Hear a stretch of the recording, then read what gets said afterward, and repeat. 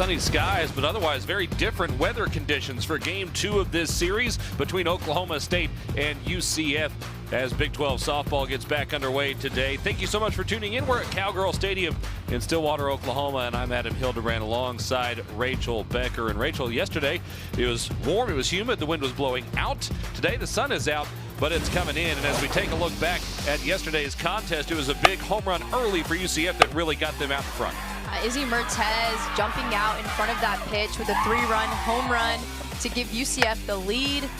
Oklahoma State able to get one back here on the sacrifice fly from Schneidmiller, but Samantha Ray once again coming through with a triple for her team to put them up 4-1. And that would be the final score in that one. And the reason that was the final score is Isabella Vega was very good really all night. Anything you're noticing consistency with these pitches, Rachel? Yeah, it looks like Isabella Vega was really dominating with a rise ball last night. She's got a ton of spin on that pitch. Had a great outing last night and was able to get the win to start the conference season for UCF. 13 hits for UCF was the most allowed by Cowgirl pitching in a single game this season. They really kept the pressure on OSU all throughout that game. Even in innings they weren't scoring, they were leaving a bunch of runners on base. Ruby Malin ended up pitching most of that game in relief for Oklahoma State. We're going to see her as the starter today for Oklahoma State as well. So UCF has already seen Oklahoma State starter. This will be the Cowgirls' first look at Ava Stewie. Yeah, it's Stewie, the freshman, coming in. A little bit less experienced than Ruby Malin, but a face that the Cowgirls haven't seen yet. And UCF offense did amazing yesterday. I think they're going to come out strong against Malin today, but excited to see how it all plays out in Game 2. Oklahoma State trying to even the weekend series. UCF coming off of its first win in Stillwater in program history and trying to build on it today. Back here in Stillwater as we get ready to start Game 2 of this weekend series. The lineup for UCF today looks very similar to yesterday's lineup for the Knights. Mertez with the big 3-run homer in the first inning. That would prove to be the difference in the game. And this is a team that comes in hitting .344 as a squad. They've been a pretty good offensive team all year. They've been really strong offensively, and those bottom three in the lineup yesterday had a great showing. I think today they'd like to not leave as many players out on base and get a couple more clutch hits to bring them around. UCF entered the weekend 36th in the country in team batting average, 15th in on-base percentage, and second in the league in that category. And the person trying to limit that today will be Ruby Malin, of course, a very, very talented right-hander in the circle for Oklahoma State. Yeah, Malin went in last night through a little over 4 innings, had a pretty good outing, only giving up 1 earned run. I think she's going to come in today and just try to throw a lot of drop balls, use her defense, mix in a changeup a little bit, but just try to keep these UCF hitters off balance early in this game. Malin needed 86 pitches to get through 4 1/3 yesterday. She'd love to be a little more efficient than that today, and with the way the conditions are, that may prove a little more doable.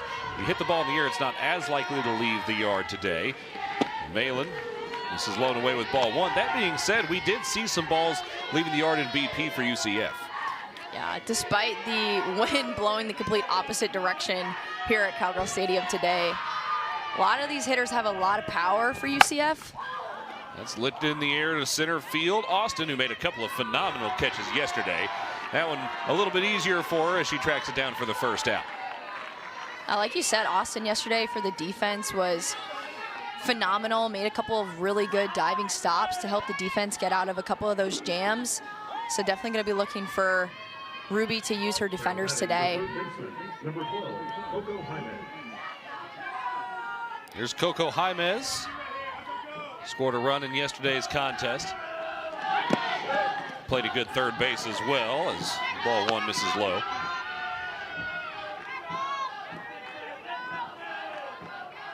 Looks like maybe starting off with the drop ball to both batters. Yeah, and that's Ruby's best pitch is her drop ball. She could throw it to the inner half of the plate, the outer half of the plate. And that pitch right there is what she's going to need throughout this game. That was right at the knees, and it kind of just falls off the table. If she can get that pitch called consistently, she's going to be tough to hit. The tough part for that today, we saw her get 1 strikeout on a drop ball that kind of started at the knees and dropped and actually skipped right on home plate. But you don't get many chases of that variety from this UCF squad, so she's going to have to make sure she's getting in the zone.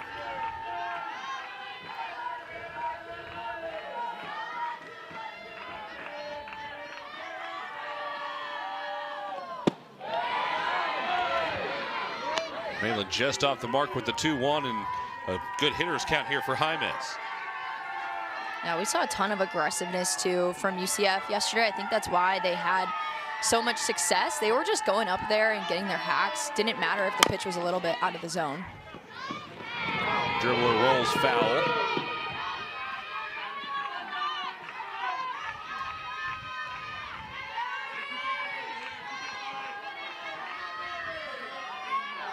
Full count here. This feels like it could be a swing pitch because UCF constantly had runners on yesterday. If Malin can find a way to get her out, could be a momentum boost, but instead it's up high for ball 4.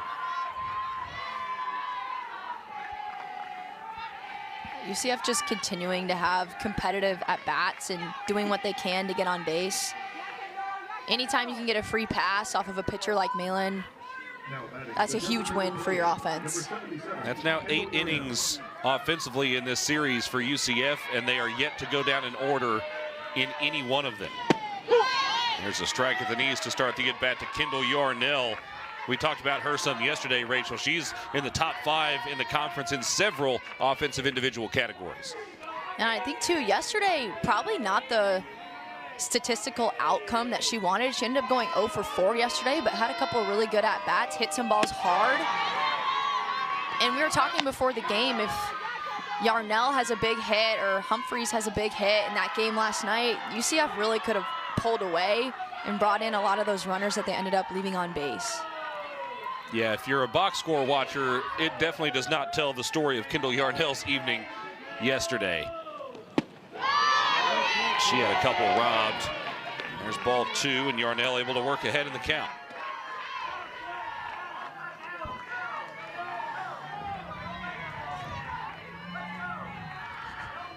And again, this is not new for UCF. A team on base percentage of .460 is second in the Big 12, 15th in the country. And if you're unfamiliar with that metric, that basically means almost every other batter is getting on base. Yeah, we saw that yesterday too. Just constant, competitive, quality at bats from UCF. 2-2. Hit high in the air. The wind trying to keep it in. Warsop is back for it and camped underneath at the edge of the warning track. Yesterday, that ball maybe clears the decks in left field. Yeah, 100%. Just kind of like Mertez's big swing last night. This was an 0-2 pitch, by the way, as well. Just going up and attacking short and quick to the ball. And what a way for her to start out the Big 12 conference season for UCF. Just an amazing player, great swing. Early visit to the mound here for Oklahoma State. Maybe not liking something that they're seeing from Ruby Malin mechanically. Yeah, I mean, 2 big, long fly balls there from Evans and Yarnell. I think Carrie Eberly Parker coming out there just to, you know, tell Ruby she had a couple of really good pitches in the lower half of the zone, a couple that were very close to being called strikes, I'm sure. And so probably just telling her to stay locked in against Mertez. Trying to work around the 1-out walk. There's strike 1 to Mertez.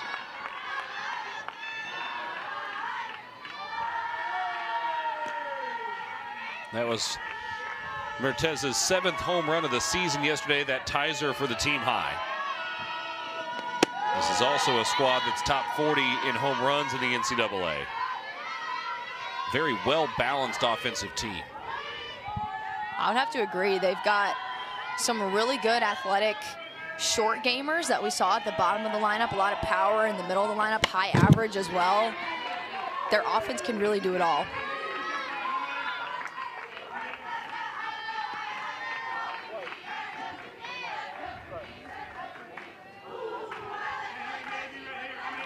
Jaimez has not threatened to try to take second base. She does have 3 steals on the season.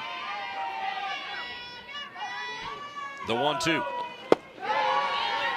Low and away. If I'm Jaimez over there, I'm going to be super aggressive. Anything that looks like it might get into the dirt or a little bit off speed makes sense for her, a good runner to take off. Good pitch, pulled the string to get Mertez out in front. And Ruby Malin has her first strikeout of the day. She limits the one-out walk to just a runner on first and puts a 0 on board. The Cowgirls will try to strike first when we return.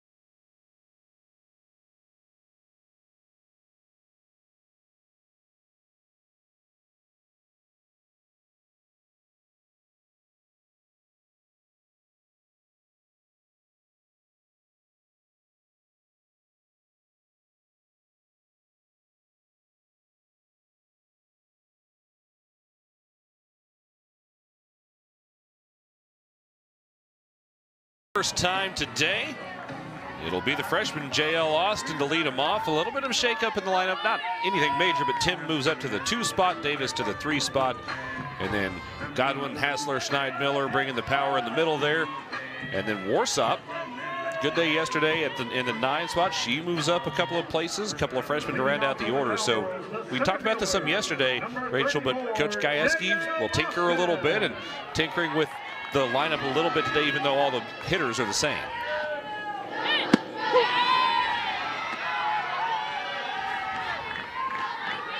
Someone who's not the same for UCF will be the starter today, Ava Stewie, a 2.10 ERA, a 4-0 record in 10 previous appearances, 6 of them starts. And Stewie's going to mix it up a little bit. She throws with really good velocity, mostly going to work a rise ball and a drop ball. She'll spot a fastball, mix in a curve. Key for her today, though, is going to be to roll balls out to her defense and to limit any free passes to the Cowgirls offense. Austin hits hard on the ground. It's deflected off of the body of Humphreys and into the outfield. Austin reaches on what will likely be scored an error, but a hard hit ball. And as a true freshman, she's reaching as the leadoff hitter better than 60% of the time. That's an incredible number. Yeah, I love the approach from Austin there. She got a good pitch that she got around on a little bit, but still hit a hard ground ball to the infield, which is exactly what Coach G is looking for out of his offense, just to be a little more competitive today all around. Now the question is, can Oklahoma State take advantage? Strike one is in there to Claire Tim. Austin leads the team in steals with 8 this season on 9 attempts, so she's certainly a threat to take a base.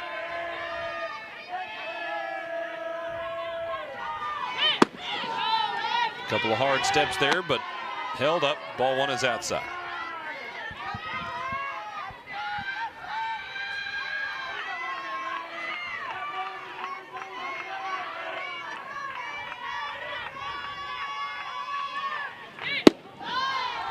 That's low and away.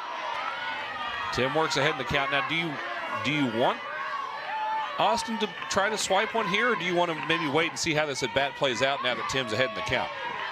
I think wait and see how Tim competes with Stewie. She's probably the best hitter in the Oklahoma State lineup right now. So, you know, kind of don't want to kill the momentum of getting that leadoff batter on first base. I say let Tim swing the bat and try to move her around that way. Tim with plenty of power as well. 5 home runs on the year as a team high, but she also is tied for the team lead in triples. There's a strike. And if she hits one on a line into a gap, Austin's got enough speed in front of her to come all the way around.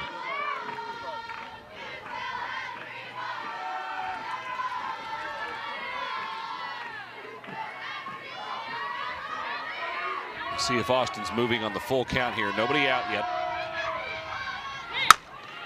Lifted in the air, center field. Ray had started back on it. Now returning to make the catch, one away. And you could see in Ray's reaction the difference in yesterday's wind conditions to today's, because she was heading straight to the wall at first and really had to reverse course.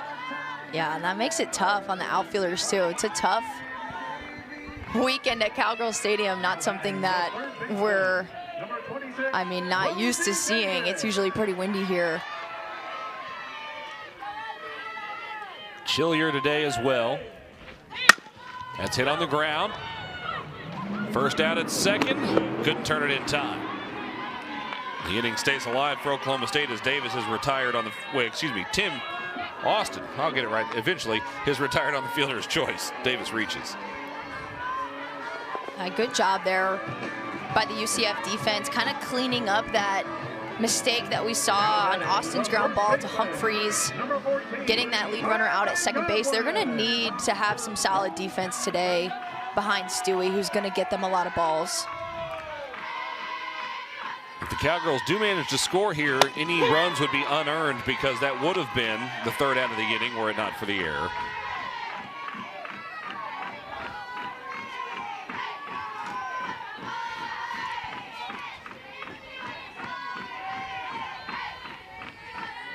Godwin 0 for 1 yesterday, drew a couple of walks. That's out in front of home plate. Davis wanted to take second base, but was a little hesitant, so she retreated. Smart decision to go back once you kind of miss that first opportunity at getting a good jump. But once again, you got to be expecting that as a base runner, looking for something in the dirt that you can take an extra base on. Lifted to right off the bat of Godwin, and Calvez makes the catch for out number 3. So each team gets a base runner, but both teams fail to score the first. Still knotted up at zip as we head to the second. Here at Cowgirl Stadium, and a unique blend of experience and fresh faces for Oklahoma State this year. A lot of impact freshmen. In fact, only 7 transfers on the roster, and most of those were here last year. But you look at Aubrey Jones, J.L. Austin, they're both in the starting lineup today. Gabby Castillo, one of the first options off the bench. And then Presley Downing has been impressive in the circle so far. So clearly a very bright future for this freshman class. Exactly, and it's tough to come in as a freshman and take over a position like center field and shortstop. But I've been so impressed by Austin and Jones. They've been fantastic defensively. And I think they're just going to continue to get better on the offensive side. And then I think we'll also see Presley Downing at some point throughout this weekend. I was thinking maybe today with Crandall and Malin throwing last night. But I'm excited to see her get an opportunity against a team like UCF. Yeah, you think about, you mentioned where those 2 freshmen are playing defensively, center field and shortstop. And those are spots that traditionally you would expect very experienced, ideally upperclassmen players, because they're leadership positions both in the outfield and the infield. And so for them to be able to come in and handle those roles says a lot about not only the talent that they have, but the maturity they have as people.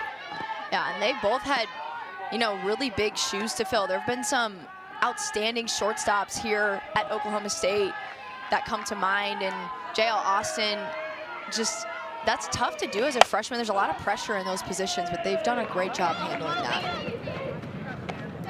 Tim calls off Jones, both of whom were staring straight up into the sun, but Claire Tim able to make the catch for the first out of the second inning.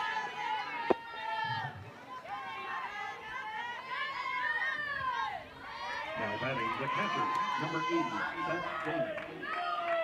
Here's Beth Damon.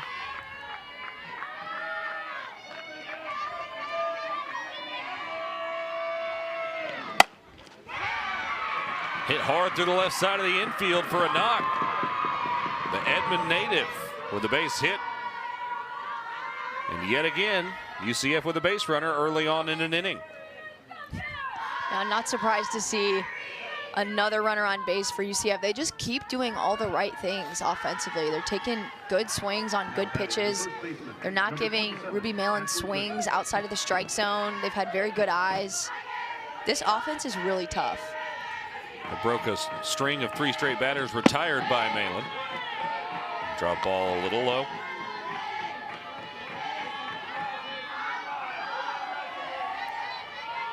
Griffin, one of the lower averages in the lineup at just 224. However, she's second on the team in walks drawn this season.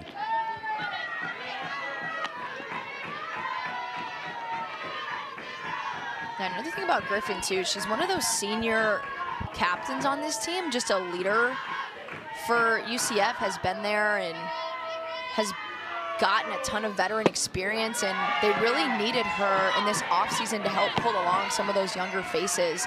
A lot of this team, there's some freshmen in the lineup and freshman pitchers specifically, a lot of sophomores, young players that she's really taken under her wing. 3-0 count. That one's in there.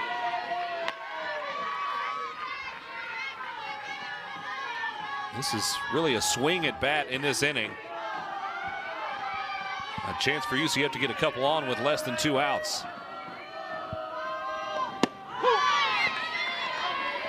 And then on target to make it 3-2.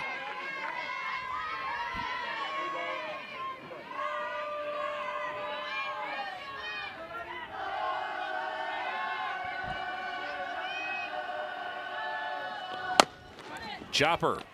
They'll go to second. Got the lead runner. A nice play by Carly Godwin just inside the bag at first base.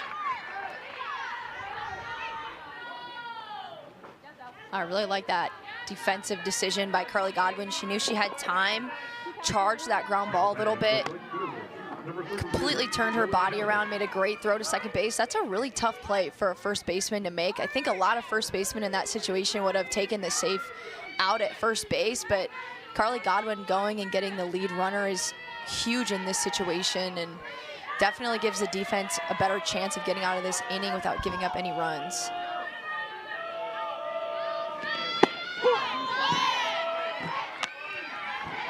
Malin starts ahead in the count to Zoe Calvez, who hit a couple of lasers to the left side of the infield yesterday that were nearly caught but deflected into the outfield for hits.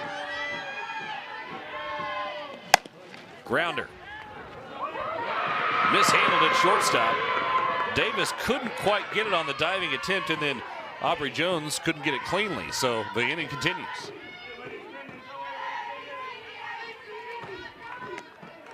It's definitely a play that I know Coach G would love his defense to make in that situation and get out of this inning, but that just shows the pressure that speed puts on a defense. Calvez is a really quick slapper, and she got that ball in a really good spot in the 5-6 hole, and I think the quickness that Aubrey Jones was trying to get that ball into her throwing hand just, you know, caused a little bobble there, and she does a good job getting on base again, which she did amazing at yesterday too.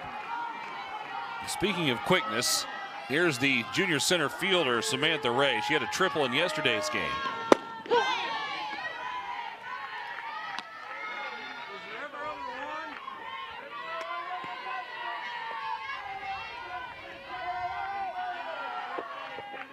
Her speed, part of the reason you see Rosie Davis playing several steps inside the bag at third.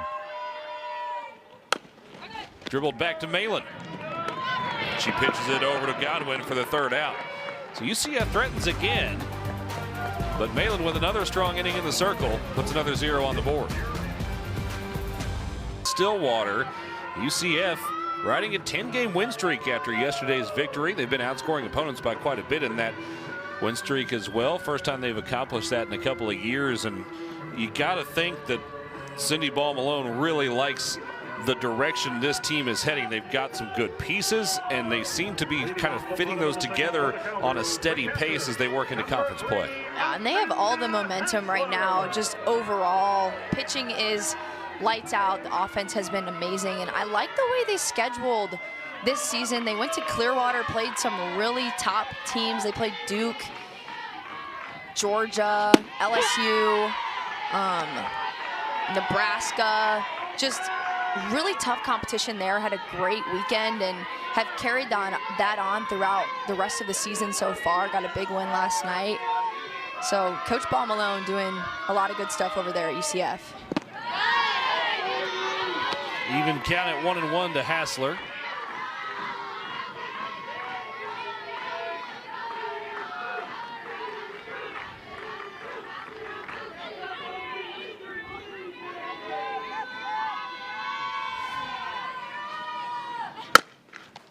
Off the glove of the pitcher, Stewie, and the throw to first is just in time. Wonderful recovery play defensively. That was a huge play by the shortstop, Evans. Another senior leader in this infield. She's been so good over her time at UCF, and Stewie deflected that ball a little bit, gave her the opportunity to charge and make a good throw on the run. You love to see that out of your defense to get that leadoff out. You know, we've been talking about the pitching for UCF. The defense has been really good as well. 968 as a team defensive percentage on the year. And we were just talking about that 10-game win streak. 9 of those games, they've held opponents to 2 runs or fewer. So when you're getting that kind of pitching and defense, it's got to take some pressure off of you offensively, which maybe is why we're seeing some of these free at-bats for UCF. 100%. The defense and pitching have both been lights out. I think we saw a couple of mistakes yesterday, which are a bit uncharacteristic, but they really do use the defense a lot. Stewie, a pitcher that gets a lot of ground balls to her defense, and then they also have another freshman in the bullpen, Dempsey, who is strong drop ball, gets a lot of ground balls to her defense. So it's key for them to keep it clean and keep other teams off the board. Schneidmiller trying to keep this at bat alive. Takes away.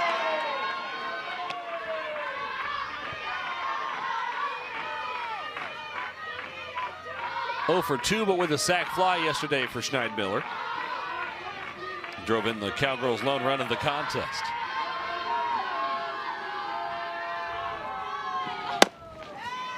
Dribbler, that could be a tough play, but well handled by Jaimez at third.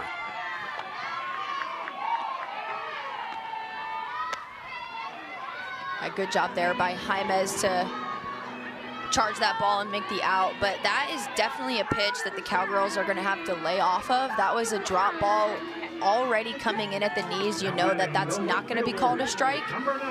And a key focus for the offense coming into today was to swing at strikes. Yesterday, they were swinging at rise balls out of the zone. It seems like today we've seen a lot of weak ground balls, a couple easy pop-ups on pitches that might not be in the strike zone. And so they're going to have to continue to focus on swinging at pitches that are really actually coming into the strike zone in order to have a higher chance of success. The speedy Tia Warsop looking for her first hit of the series. And she slashes one to left. It's down for a knock. Warsop trying to get 2. Oh, and now she reverses course and dives back in safely. She was almost halfway to second base when she put the brakes on.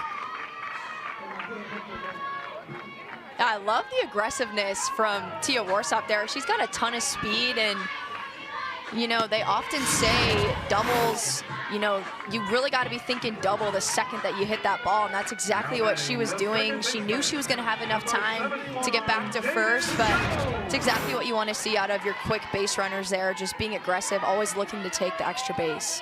Well, and the good news for Warsop is she'll still have a chance to take an extra base. Already 7 steals on the season, so she's very capable of getting into scoring position on her own here, and that's going to put a little extra pressure on this UCF defense. Here's Jaden Jones.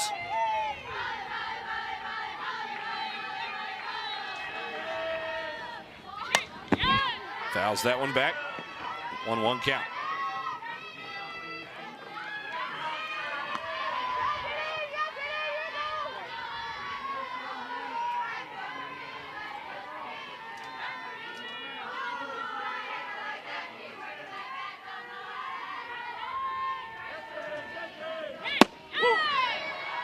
there for a called strike.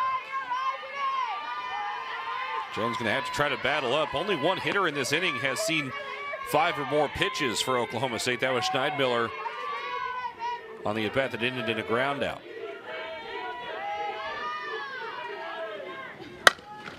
Changeup, grounded right. Humphreys handles it cleanly, and that'll end the frame. Oklahoma State gets a hit on the single from Tia Warsaw, but no more. And we are still scoreless after noon as we take a look at some of the players who were honored preseason with Big 12 nods. Ruby Malin, of course, was a unanimous first-teamer last year. Rosie Davis, a first-teamer last season as well. Isabella Vega, who we saw yesterday, made the first team and then was third-team All-American as well. So a lot of individual talent in this series. A lot of it was on display yesterday. Yeah, definitely some key players to keep our eyes on throughout the Big 12 season. But I honestly think that a lot of really good players from both Oklahoma State and UCF were missed on this list. Like, I know Sierra Humphreys was amazing last season. So hit hard on the ground to Aubrey Jones, and that one she made look easy. One pitch, one out. The Cowgirls would love an efficient inning for Ruby Malin. She's thrown 16 or more pitches in each of the first 2 frames. That's a big out for Ruby Malin to get Evans leadoff batter. Just keep the momentum for the defense. So the longer that she can hold off this offense, the better the Cowgirls offense is going to feel. The line score looks very similar so far. Neither team has scored. Both teams with 1 hit, both teams with 1 error. Jaimez reached with a walk in the first. UCF is still yet to go down in order in an inning in this series.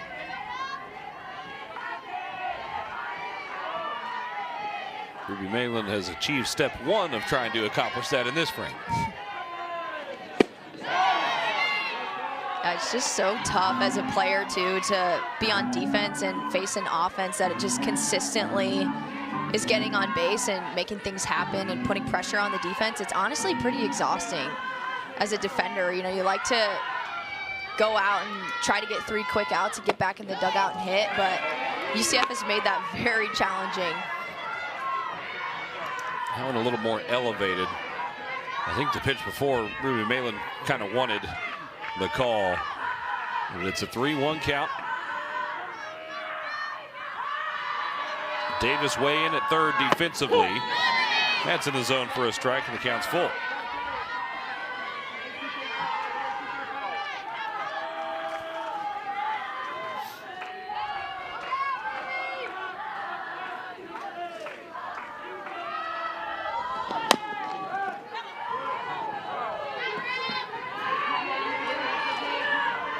Jaimez got down the line in a hurry, but it trickled foul.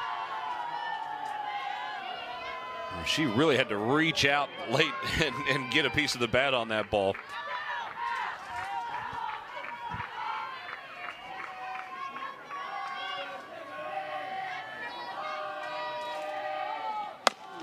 Dribbled back to Malin in the circle. Out number 2.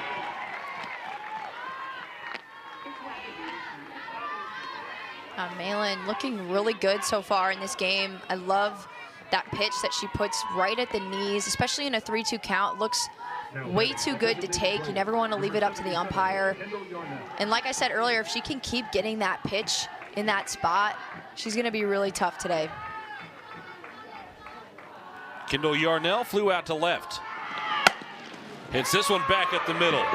And it's a base knock, a 2-out hit for Kendall Yarnell.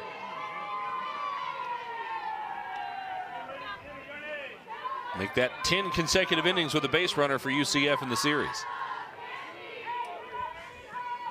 And Yarnell, that's not a player that the Cowgirls want to see get going in this game. That's her first hit of the weekend, but we mentioned earlier she's hit a lot of balls hard, and that swing, I love the aggressiveness. She saw something low in the zone that she could get good barrel on and punches it back up the middle. Carly Jo Penner, the senior out of Wintersville, Ohio, checks in as the pinch runner here. Yeah, and the thing that really concerns you about that hit for Oklahoma State, like you said, right back up the middle, that means the timing was on point from Yarnell.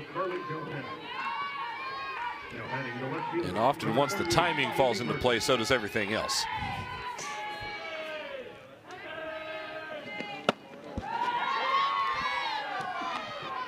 Just off the outside corner that time to Izzy Mertez.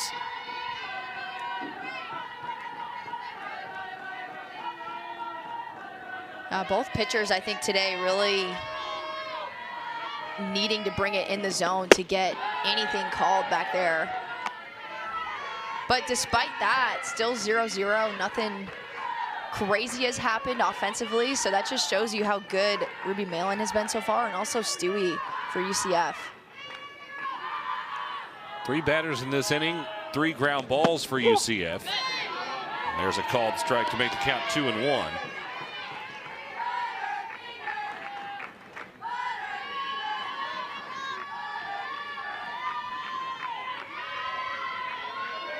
First 3 balls put in play for UCF were all fly ball out. Since then, everything's been on the ground. I'm not sure if that's they made some sort of an adjustment or if that's just how it's played out, but it's an interesting trend.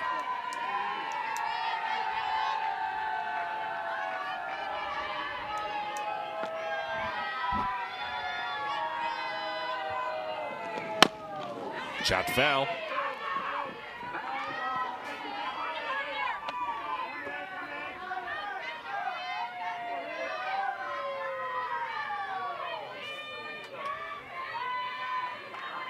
Two outs and a full count. The runner will be on the move.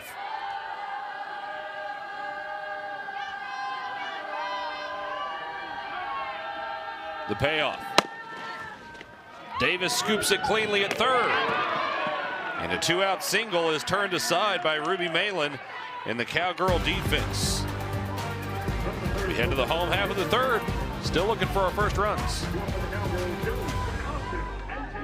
Look at how the standings are so far. Obviously a long way to go. 3 series play doubleheaders.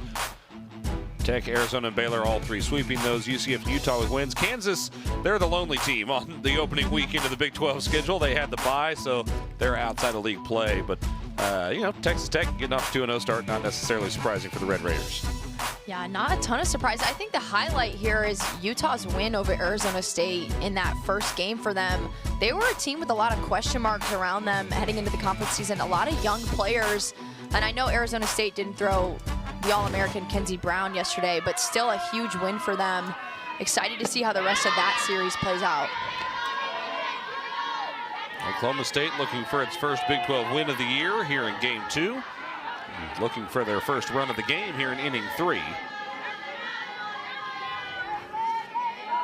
9-1-2 hitters due here for Oklahoma State. Aubrey Jones trying to turn the lineup over with a runner on, and she's ahead in the count 2-0.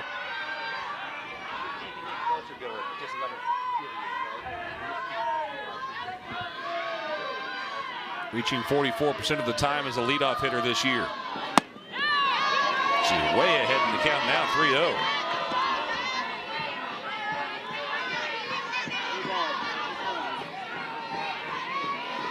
This is only the second 3-ball count allowed by Ava Stewie today.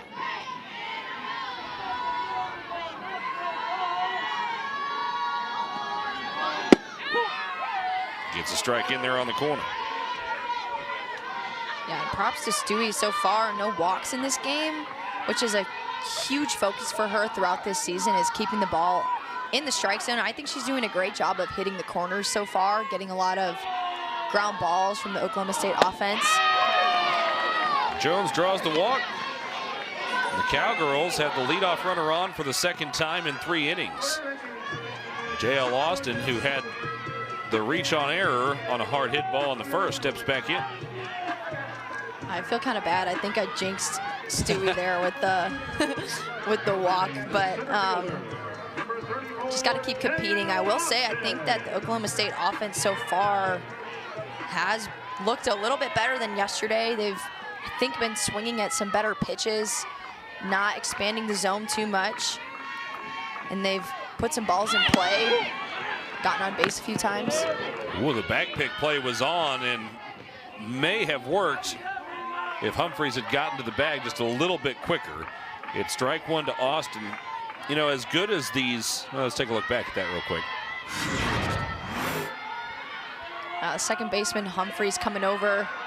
Still, I think would have been a tough play with a better throw, but I love the aggressiveness by the catcher there, Damon, trying to pick a runner off the bag. Stewie gets the call on the corner there, and it's an 0-2 count to JL Austin. As I was saying a moment ago, as good as these top three pitchers have been for UCF, that ball goes to the backstop and the runner will advance. Now a big chance for Austin to get the runner to third with less than 2 outs. But they don't have great strikeout to walk numbers. Stewie today has actually walked more batters than she struck out this season, which is pretty incredible for somebody with an ERA barely north of 2. Yeah, that shows you that she's been successful by getting the ball in play to her defense, relying on them to pick up behind her, and she throws a lot of drop balls. She's working on that changeup there, but she's been effective when she's not giving up free passes and using her defense. With 2 strikes, the bunt unlikely for Austin here, but trying to find some way to pull this ball. Stewie obviously trying to avoid that, misses outside by about a foot. But you want to get this behind that runner so you can get Aubrey Jones to third. Exactly. And UCF not going to give her anything on the inner half to make that easier on her. 3-2. Up high for ball 4. Back-to-back walks have Oklahoma State threatening with no one out in the third. Now here's a conundrum, because Claire Tim has arguably the most consistent power on the team. Situationally, this feels like a bunt. So what do you do here? I think it's a great opportunity to bunt and get 2 runners in scoring position. Early in this game, it's 0-0. You want to do what you can to move some runners over. Rosie Davis and Carly Godwin coming up next, big RBI producers. And Claire Tim, also one of those players that can move her feet and drop a quick bunt. She has a good opportunity to even beat that out in this situation.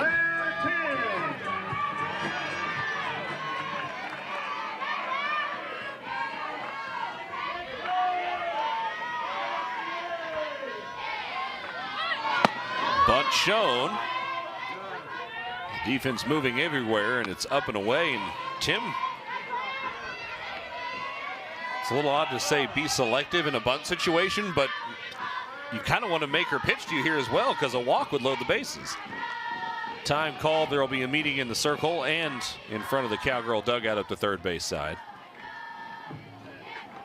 On that last pitch that Stewie threw was her rise ball, which just shows you that UCF trying to get Claire Tim to pop up a bunt to the defense, get that easy out. That would be huge for the defense in this situation, but Claire Tim, smart move to pull back and not try to get herself out on an easy pop-up. That would be the worst possible situation. Claire Tim, one of the tallest players on the roster at 5'10". Is that helpful when you're trying to get the bunt on top of the rise ball in this situation? I would think so.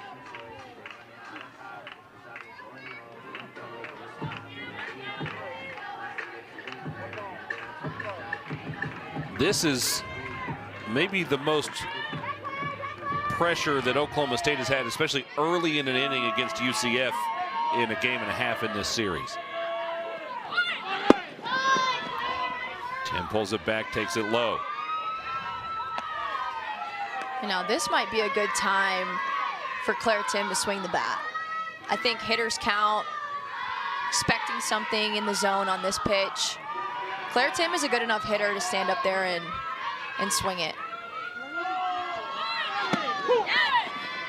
Jabbed at a bunt, missed it low. It's a 2-1 count. Do you think about, because of who's on the bases, trying to surprise him with a double steal here? I don't think so. That's pretty risky in my opinion. The bunt less so, and that's dribbled foul. I think the double steal here with no outs is a little risky, especially with your 2, 3, 4 hitters coming up. Reasonable.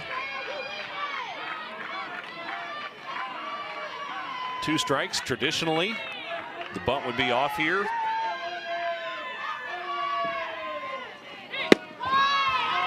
Tim takes low and away. It's another full count.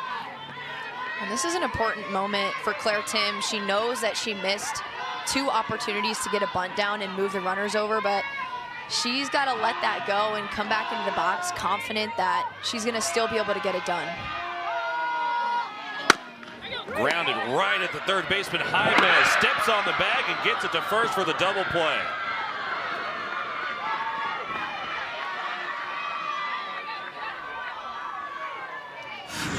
Wow, this is a great play by the third baseman. Jaime's here just taking that easy out to third.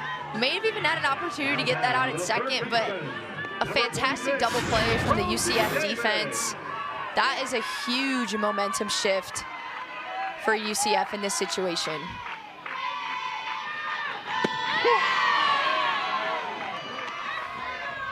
That ball misses the zone. It's bases loaded, nobody out. Instead, 2 out and only 1 on. Now the silver lining for Oklahoma State is that J.L. Austin is in scoring position here for Rosie Davis.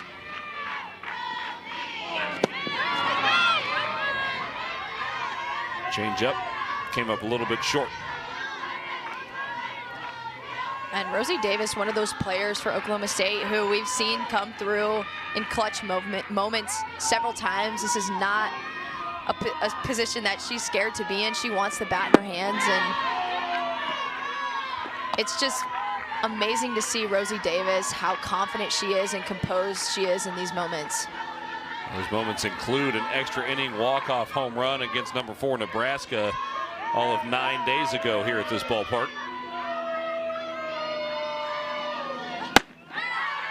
That's up high. And after having only 1 3-ball count through the first 2 innings, each of the 4 batters have gotten to a 3-ball count here in the third for Oklahoma State. And in a series where they've been frustrated offensively, this feels like it could be a weight off the shoulders. Outside for ball 4.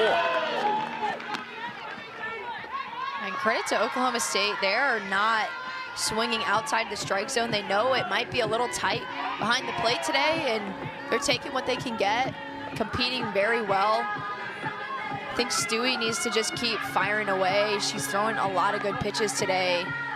This inning just missing the zone, I guess, a bit too much.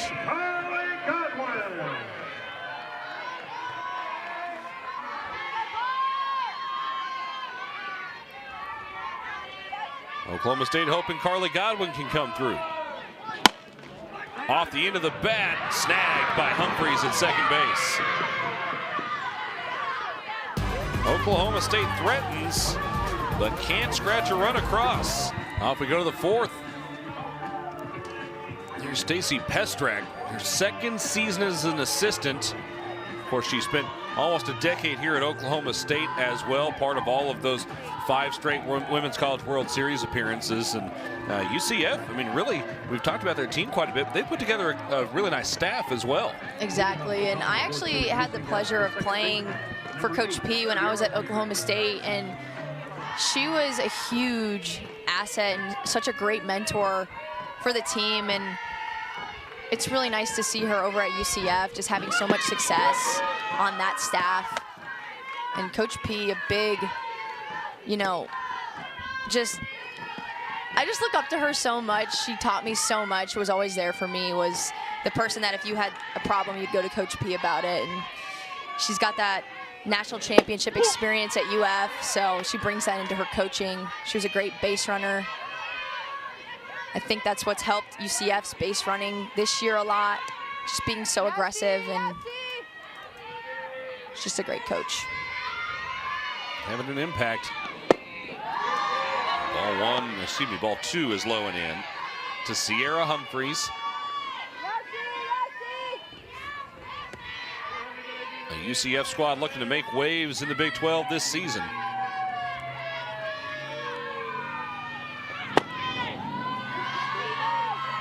Depending on which of the college softball polls you pay attention to, they're either just slightly outside the top 25 or ranked inside the top 25. And if they can find a way to win this series at Oklahoma State, I would imagine that it's going to draw a lot more attention.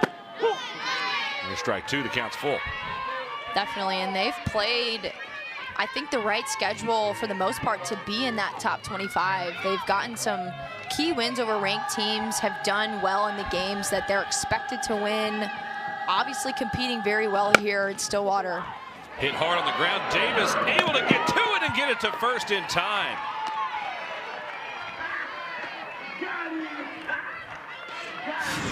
This is a great play by Rosie Davis, the third baseman. This ball is dead in that 5-6 hole, but Rosie is so quick over at third base. She actually played the past 2 seasons for Oklahoma State at second base. So she's used to having to move, and she's used to having that range and that lateral movement. So just a great play by her to keep the leadoff batter off the board. I mean, off the bases. How tough is a transition like that? Because the last 2 years, if she makes that play going left like that, she's almost standing on top of first base. Now she had to square up and get it all the way across the diamond pretty quickly. Yeah, it's such a tough adjustment. For me, I played shortstop most of my career and switched over to second base. I had a hard time with that switch to the other half of the field. Liner to left is down for a knock. Warsop gets it in, but it's a 1-out single for Beth Damon, who's 2 for 2. Beth Damon just so steady at the plate. And she's just a sophomore this year, but building on that amazing freshman year she had last year. She's so short to the ball and keeps it simple, attacks good pitches. She's a great offensive player for UCF. I'm really excited to see how the rest of her career plays out. She has so much potential. Ayala Durant checking in as the pinch runner here, appearing in her 8th game this season. Pinch runner at first base, number 1, Ayala Durant. Now batting the first She scored 7 runs so far on the year. Stolen 2 bases as well.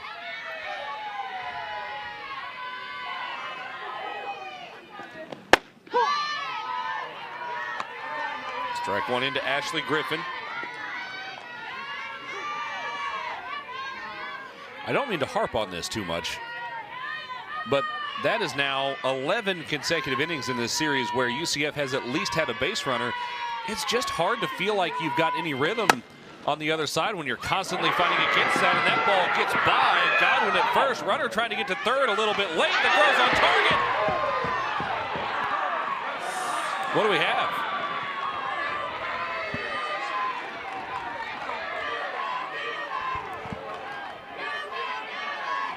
I didn't see a call save her out.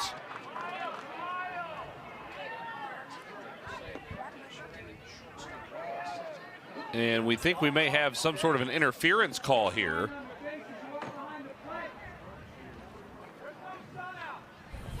Oklahoma State is challenging the obstruction call at third base.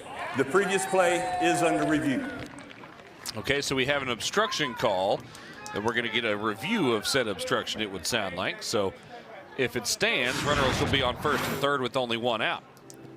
So Rosie Davis here, not blocking the bag by any means. I think just making a play on that ball.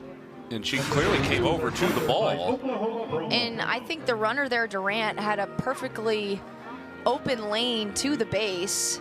I think it might have been the crossing over the bag to go get the ball, which caused the obstruction call. But I just want to highlight that play from Claire Tim. Sure. In right field, cleaning up the mistake by Carly Godwin. That's a ball that Carly Godwin needs to field at first. Claire Tim made a heck of a throw over to Rosie Davis at third. I love the one-hopper to clean up that base runner. I'll admit that I do not know all the intricacies of the obstruction rule, but Davis clearly goes over to get that ball, which you're allowed to do. So I don't Exactly. see how she would have reacted differently in that scenario. Exactly. The rule is you can't prohibit defensive players without the ball from blocking any part of the leading edge of the base or impeding a runner's path. but she's going to get the ball, which is the first part of that sentence. So I suspect this may get overturned. I was going to say, I'd be very surprised if they keep this call as obstruction. I think that Rosie Davis played that almost perfectly. Well, here's the call. After further review, the ruling on the field has been changed to an out at third base. Oklahoma State still has 2 remaining challenges. Challenge is successful. Kenny Gajewski gets to keep a challenge in his pocket, and Claire Tim gets an outfield assist. This is a huge defensive play by the right fielder, Tim. She's in a perfect position as backup. I love this throw, the one hop. Rosie Davis in the perfect position to make the tag. That was what they needed right now in this game to keep UCF's offense, to take some momentum away from the UCF offense. One more thing about that from Claire Tim's perspective. That's an incredibly mature play, and here's why I say that. She did not do what she wanted to do offensively in the last inning. Didn't get the bunt down, ended up grounding into the double play. That could be incredibly frustrating. For her to stay locked in and come back and make an effort play like that says a whole lot about the kind of player she is. Totally agree. I think that shows the experience from Claire Tim and that composure that she has. You know, a lot of people would be upset about that offensive performance and maybe carry that onto the field, but you got to have a quick recovery, a quick bounce back on defense. And for her to make that play for the defense is huge, and just shows why she's been a consistent leader and player throughout her time at Oklahoma State. Hassler able to keep that one in front, which keeps the runner Griffin over at first. And you hear all the time coaches say don't compound one mistake with another, and Claire Tim did the opposite of that. Made a really good play. Ball 3 is up high to Calvez, who's been a really tough out for Oklahoma State this weekend. She's been really impressive for me at the bottom of the lineup. To have somebody like Calvez just putting the ball in play, getting on base, that's all you can ask for. There's a strike to run the count full, 2 away, so Griffin will be on the move on the pitch. Yeah, the last 4 spots in the lineup were on base all day yesterday, and they've pretty well done the same again today.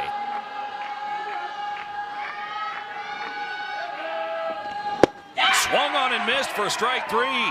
So the Cowgirls follow up the defensive play from Claire Tim with a strikeout from Ruby Malin and put another 0 on the board in the 4th. A scoreless tie as we head to the home half here in the middle.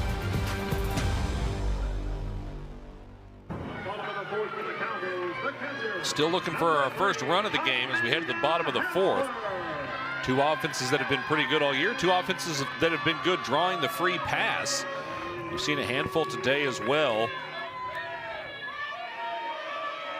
Yeah, and you know what they say, a walk is as good as a hit.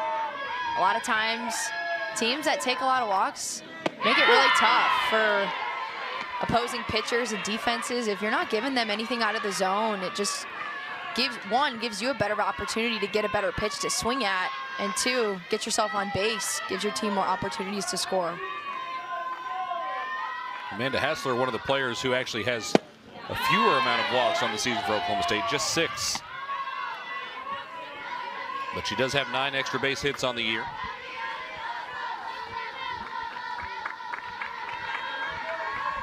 Oklahoma State worked 2 full counts and 2 3-1 counts in the last inning. That one nearly came inside and hit Hassler. Cowgirls drew 3 walks in that last frame. Yeah, you like to see Hassler in that situation. I think just standing in the box in that one, taking that one off the elbow guard. I think it was an off speed too. Stewie kind of trying to settle back in. She more or less cruised through the first couple of innings. Really got challenged in the 3rd, but was able to get out of it in what has been an absolute pitcher's duel so far.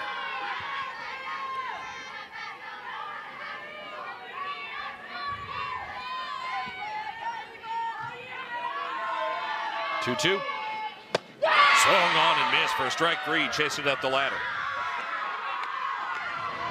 A nice job there by Stewie, changing the look for Amanda Hassler. She's been so solid on that drop ball. Brings this one up in the zone. This is a rise ball up in the zone.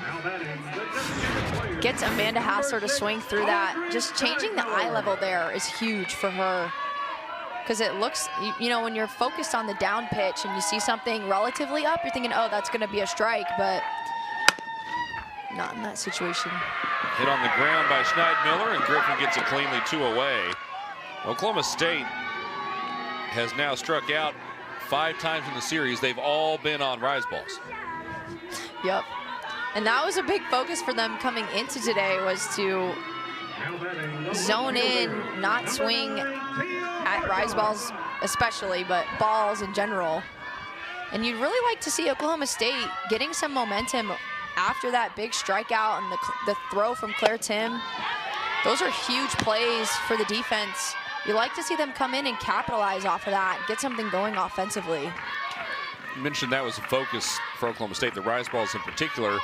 It's one thing to do that, you know, pregame in BP in the cage. How hard is it, though, when you've got a pitcher like Stewie who's been working down in the zone so much, then all of a sudden that flashes up top? No, that's exactly what it is. It's the changing of that eye level for the hitter, because if you're thinking drop ball, drop ball, drop ball, you're just waiting for something a little bit up in the zone that you can swing at. But Stewie here can throw it a rise ball too, way out of the zone, and that's when it gets tough. You kind of just have to try your best to stay disciplined on that.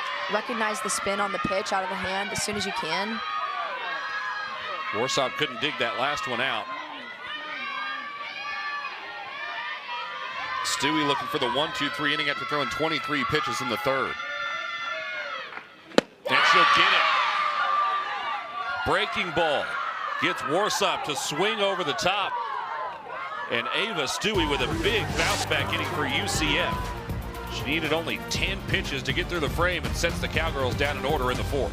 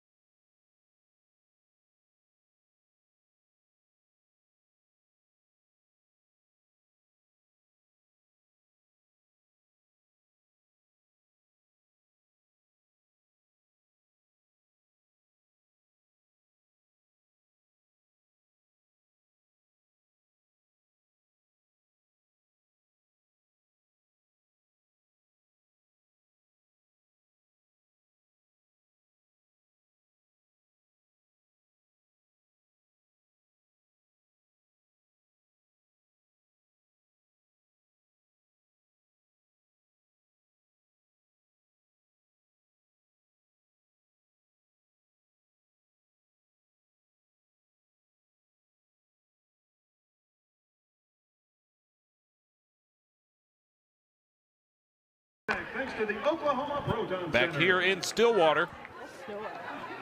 Still no runs through 4 frames now.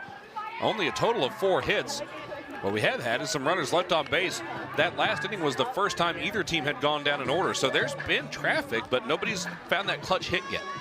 And that's what both of these teams are looking for. I think whoever comes out on top today is going to be who comes through in the clutch and can produce in a high-pressure moment and bring some runners around. And you see yesterday, UCF with 12 runners left on base. Oklahoma State was 7. Both of these teams doing a good job making some things happen offensively, just not able to bring them around yet. Ruby Malin back to work. She has been between 15 and 18 pitches in every inning so far today. It has felt a little bit like rinse and repeat. You get the leadoff batter out. They find a way on with a ground ball through the infield or a walk. and then able to deal with that somehow. That's hit well towards right center field, and that'll get down into the gap. Ray is lightning quick, and she'll slide into second with a leadoff double. That's a different start to an inning for UCF. Yeah, and Samantha Ray continuing to fire up the offense. In the bottom of the order, she takes this pitch and puts it right into the right center gap. They had a little bit of a shade of Jael Austin into left center, so it took her a minute to get over to that ball. And Samantha Ray running hard out of the box. That was a double all the way for her. Great start to the inning for her, and just the production out of the bottom of this UCF lineup has been amazing in this series so far. Yeah, Ray does not have to get it far into the gap to get extra bases. And that was really a question, was it going to get deep enough for her to get to third, as opposed to is she going to be able to make it to second. So Malin with a real challenge here with a runner in scoring position in the top of the order up. Evans, Jaimez, Yarnell, the next three due up here.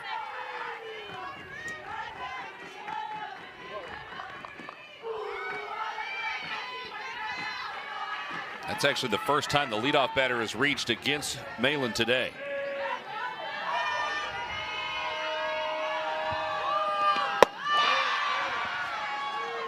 On the flip side for UCF, that is exactly why you have that kind of speed in the 9th spot of your order, because it puts a ton of pressure on now here in this inning.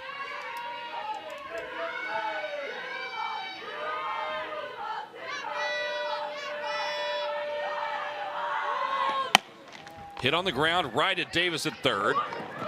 And she gets it to first just in time to get the runner. A patient play from Rosie Davis, trying to look the runner back because it looked like Ray was going to try to take off. She kind of had to double clutch. I was just going to say, I think that double clutch really gave Evans the opportunity to get down the line a little bit further, and a great play by Davis. I love that she held Samantha Ray to second base. We saw them yesterday take third on that almost exact sort of play. So to keep Ray at second is going to be key in this game. Grounded to the right side. Jaden Jones makes the clean play. There are two away now. The runner moves to third, but that's a lot bigger deal on that play than it had been the play before. Yeah, because if Davis doesn't hold Ray on that, that's an easy run for UCF on that ground ball to second baseman Jones. So that just shows you how important it is defensively to not let the lead runner advance on ground balls like that. And now the pressure's back on UCF with 2 outs. Well, if they're going to have the pressure on somebody for UCF, you want it to be Kendall Yarnell. You're in the exact right spot of the order between her and Izzy Mertez on deck. Yarnell picked up her first hit of the weekend in her last at bat, a ground ball single back up the middle.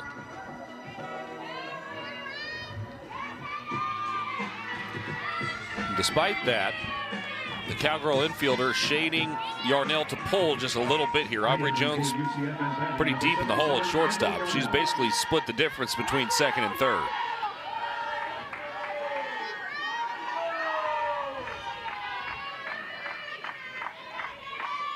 Same gap is open, which means Malin and company may pitch her a little bit differently than they did last time around.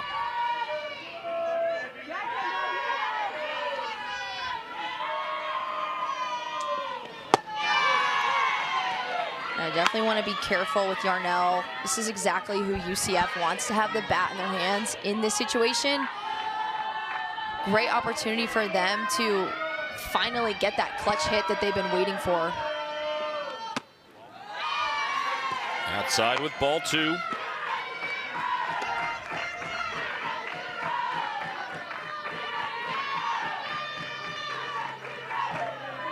The challenge is she's hard to pitch around because Mertez behind her is the team leader in home runs and is also hitting north of 350 herself.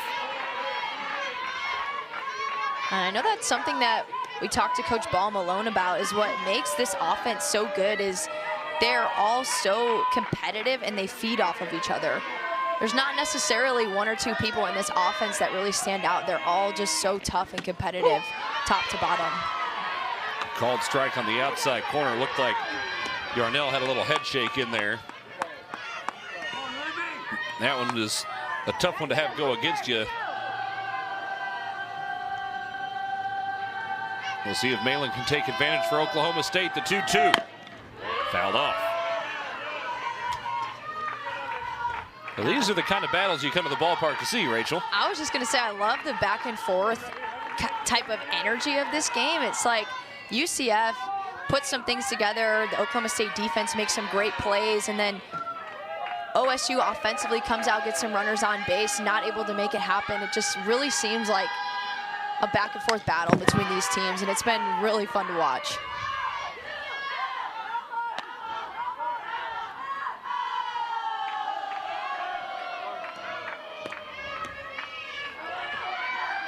Ruby Malin looking for a put-away pitch against Kendall Yarnell. Go ahead, run at third. We're getting into the late innings now here in the top half of the fifth. Another 2-2. Another foul ball. Yarnell refusing to go away quietly. She's definitely going to compete up there, especially with that second strike that got called. You never want to leave it up to the umpire in this situation. Just going to keep fighting away, see if she can get something a little more over the heart of the plate.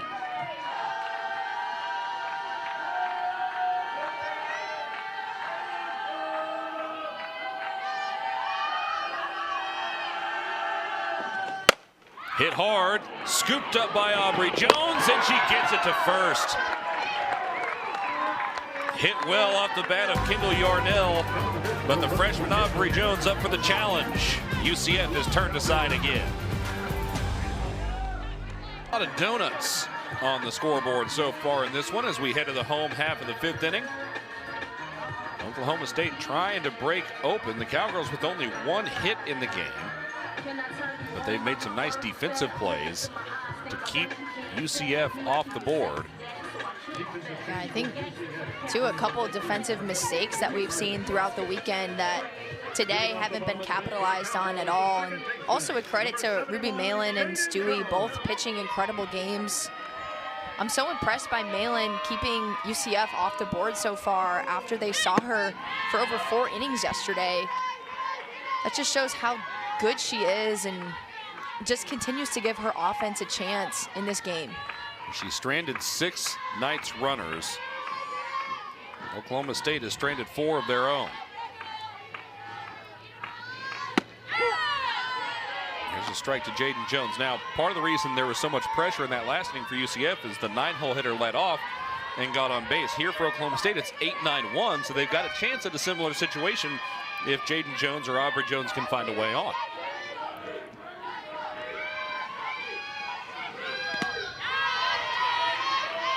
That one made it a little easier for Jaden Jones. I just got to stay calm in the box. I think, you know, bottom of the fifth, you're getting to the point where there's only a few chances left if you don't continue to score. So Dribbler right back to the circle. Stewie handles it cleanly.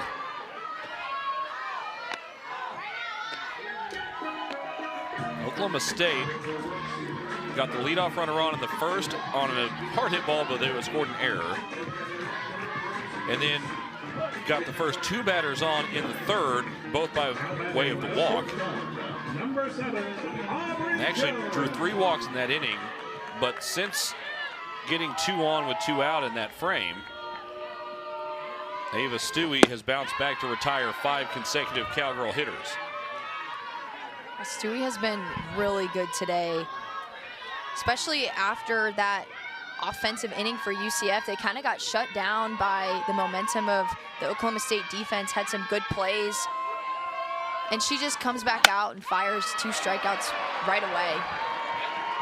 That's maybe the best hit ball of the day for Oklahoma State. Aubrey Jones with a liner back up the middle for the Cowgirls' second hit.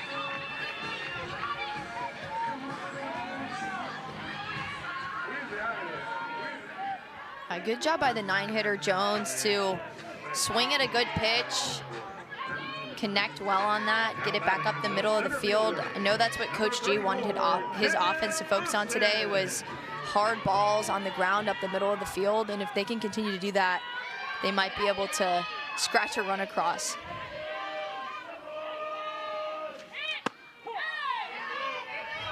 Strike one into J.L. Austin at the top of the Cowgirl order.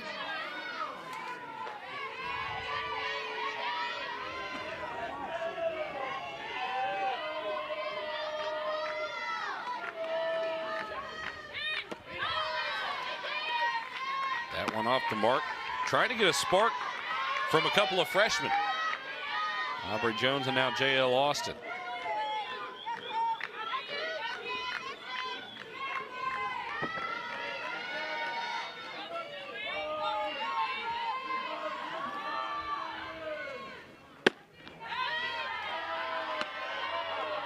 And Austin now works ahead in the count. She's reached twice, reached on an error in the first and drew a walk in the third. So she's been very active on the bases today. I think the key for Austin here is to recognize that she's being pitched on the outer half of the plate. And as a lefty, that's, you know, key for her is to try to just drive that into the left center gap, not try to come around and pull that to the right half of the field. Can be especially challenged today because they're basically pitching her into the wind. That one just sat in at the top of the zone to even the count at 2-2.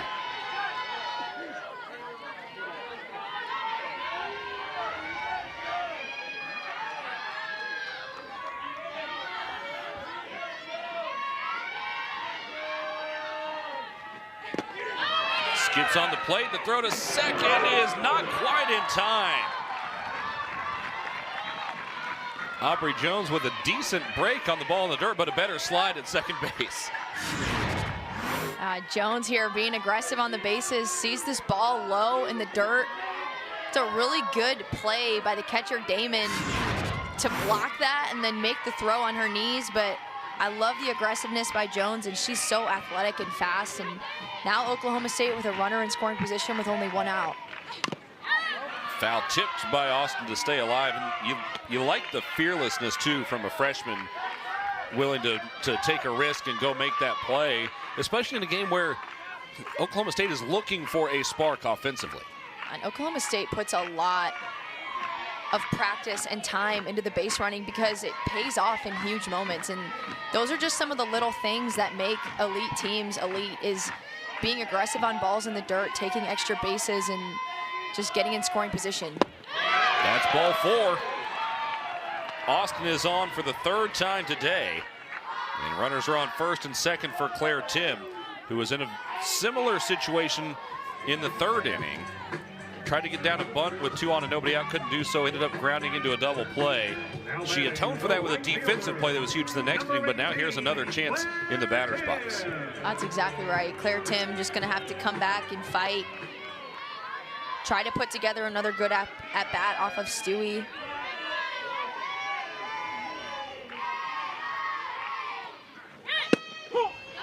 Strike one hits the outside corner. Now we did see a couple of different arms. I think there was 3 I saw over in the bullpen too. So UCF started to think about if they want to make a change. Might be 4. Everybody's got gloves on. Give the Oklahoma State offense a little bit of a different look. Was that a pitch out? It looked like Damon got up from behind the plate there. I think that was a pitch out. I don't know if Stewie missed the spot there or if there was a little bit of a miscommunication, but Damon made a pretty athletic play to still go down and catch that ball. That could have been disaster for UCF. That gets by. Both runners are moving up. That one ricocheted off the dirt and hit Tim. Count goes to 1-2. Well, we talked about this some yesterday. 9 different pitchers that have seen innings for UCF this season. And if you've got the chess pieces, you might as well utilize them. Have everybody ready to go, and you can play with the matchups a little bit. I agree, and that's one thing that Coach Ball Malone stressed to us too, is they really think about the matchups and who's going to be the best for each situation. Tim with a laser to right. It's down for a base hit. They'll hold the runner at third as that was hit right at Calvez, but Tim comes through, and Oklahoma State with a bases loaded situation and only 1 out. I think this is the best opportunity that Oklahoma State has had in this game so far to put some runs on the board. We keep talking about Claire Tim, just that recovery from couple innings ago where she wasn't able to get that bunt down, ended up forcing a double play for the UCF defense. And ever since that, she's been amazing and looks super confident in the box, just doing what she always does and making stuff happen. Rosie Davis has a lot of big moments in a Cowgirl uniform. Here's a chance for another. Foul tips the first offering.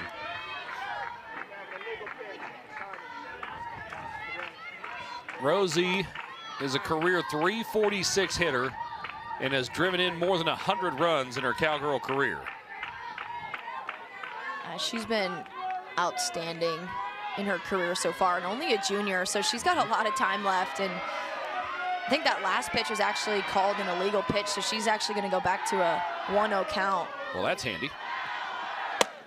Dribbles that one back up the middle to home for one, but it's dropped, and the run scores. Not sure that's how Rosie Davis envisioned driving in the run, but it counts as a run just the same. I know the Cowgirls are excited about that. That's a huge break for them. Stewie doing a good job getting this ball back to Damon. I think Damon maybe just trying to get into the throwing position to make the double play at first, but just a huge break for Oklahoma State to get a run across on that. Rosie Davis shaking off the hands. I think they were a little rattled after where that ball hit on the bat. You know, we've seen arms ready in the pen for UCF, but they haven't gone to any yet.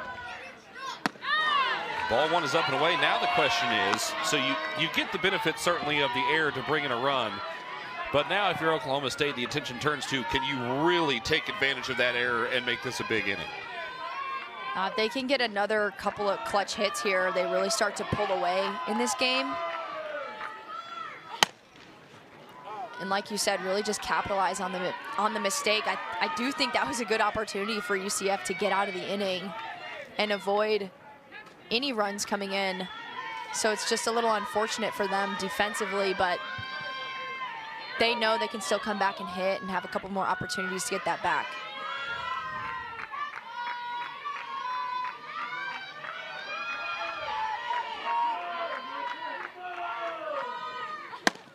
Grounded to the right side, trying to come home. That play is in time. And the lead runner is retired as Carly Godwin grounds into the fielder's choice.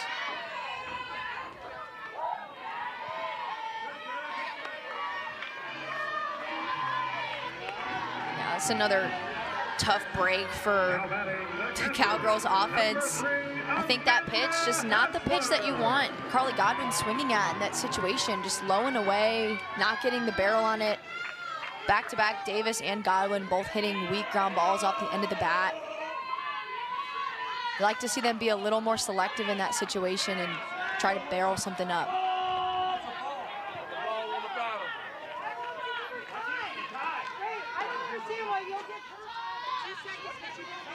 Not exactly sure what happened there.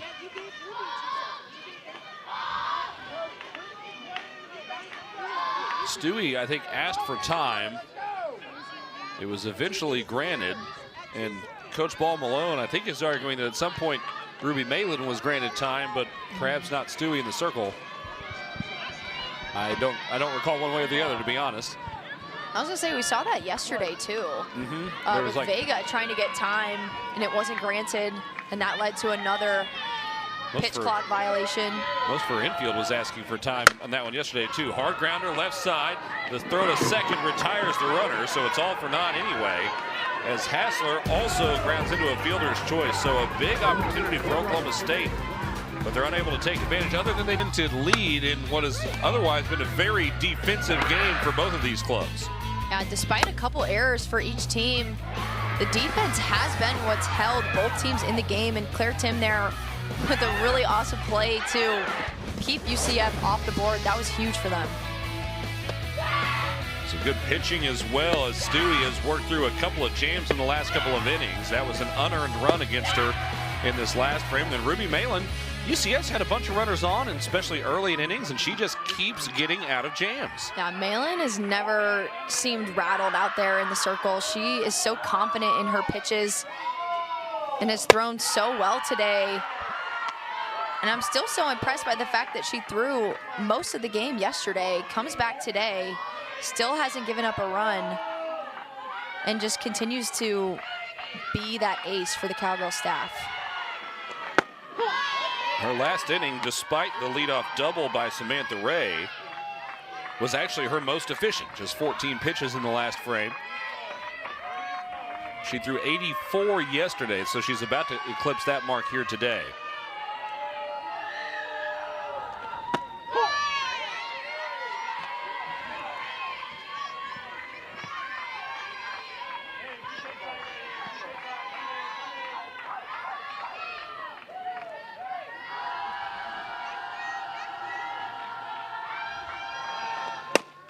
Grounder back up the middle. Aubrey Jones over to first, one away. I've seen a lot of similarities between the Oklahoma State offense and the UCF offense today. A lot of ground balls to the infield. I think Oklahoma State last inning had some pretty good barrels. They started to get under that drop ball a little bit. But when you're facing Ruby Malin and Stewie, both have been throwing drop balls today, you just got to look for something that you can get under a tiny bit. Try to hit a line drive rather than just beating the ball straight into the ground to the infield. Yeah, hidden in a cascade of fielders' choices and errors in that last frame were actually two pretty well hit balls by Oklahoma State. Aubrey Jones had the liner to center, and then Claire Tim pulled the liner to right. 0-2 count here quickly to Sierra Humphreys.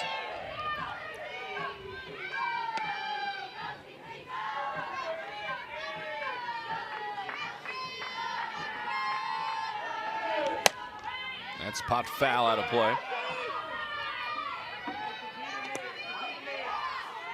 I think that something that we've been thinking about too is just whoever makes the adjustment quicker today, I think is going to ultimately take the win. And Oklahoma State able to get lucky in that last inning on the mistake, but I still haven't seen either team make a significant adjustment. And so we'll see if UCF can try to do that with the middle of their lineup. UCF has, for the most part, quieted their bullpen. There is still one reliever working down there. It's Tori Payne, a freshman righty. That is tipped. Because I think when you look at it, Stewie still hasn't given up an earned run today. She's pitched phenomenal. There's really no sense in putting another one of your pitchers out there that you might need tomorrow. When Stewie has done so well today, they're only one run behind. That is tipped back to the backstop again. And keep in mind, Oklahoma State's singular run yesterday was an unearned run. So they have not put an earned run on the board against UCF pitching yet this weekend. They'll be trying to change that when we get to the bottom of the sixth.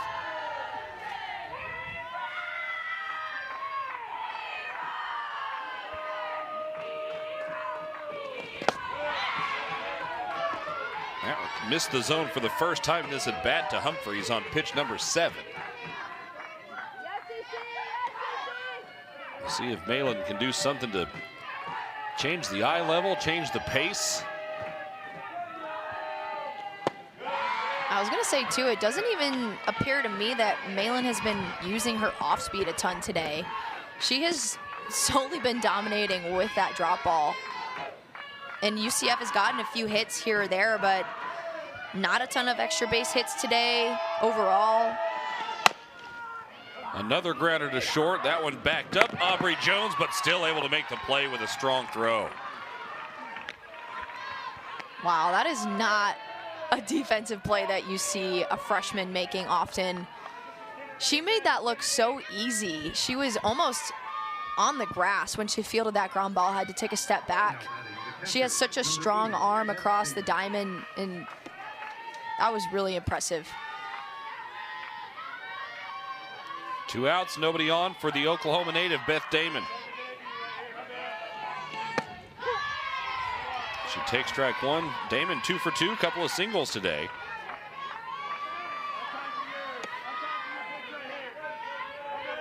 raising that average back up to 400 on the year.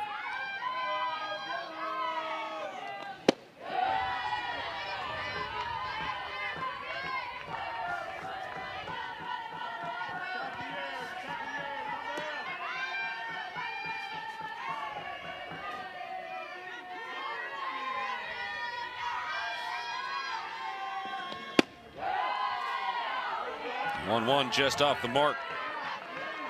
Despite the 2 singles from Damon, she has so much power. She's already at double-digit extra base hits this year. So I honestly think that Ruby Malin has done a great job with her today, just making her.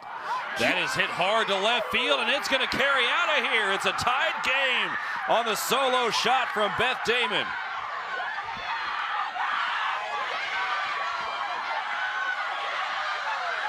And Beth Damon just fired up her team. I was literally just saying that they've done a good job with her keeping the ball in the yard, but Damon has had Ruby Malin's number today. Just, that is a really tough pitch, pitcher's pitch. That's a drop ball on the inner half.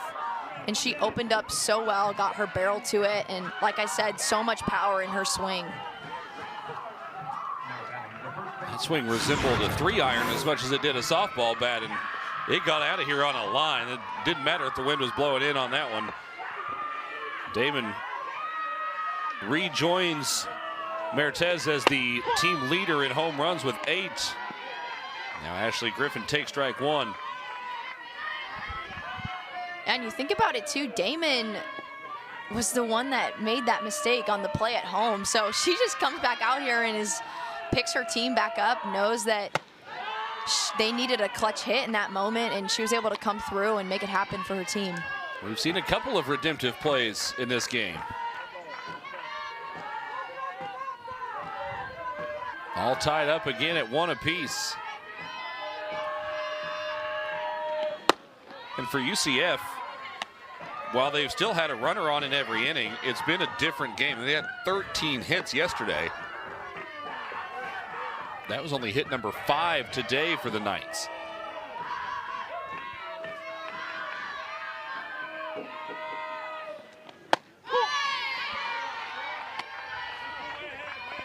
Two count. You mentioned that didn't really feel like a miss from Malin. I mean, low and in, that's a tough one to get the middle part of the bat to. It's just a credit to how good Damon is. And with Damon only being a sophomore this year, so excited to see her just continue to progress over her career.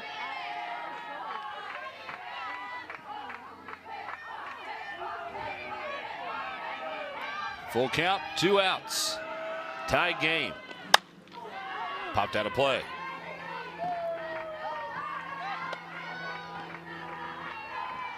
And UCF, again, continues to just refuse to go away with 2 strikes. That's 5 2-strike pitches that have been fouled off in this inning alone. And they're competing and they're battling, making it really tough on Malin.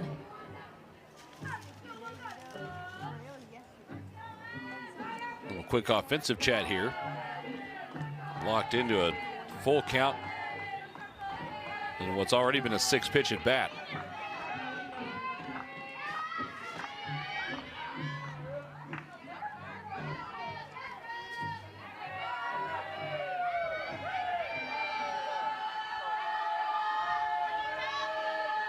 Full count again. Just off the mark. And Griffin draws the walk to extend the inning. It's a really nice take there by Griffin. That is a tough pitch to take in a 3-2 count, but she knew that was a little too far inside and a little too low.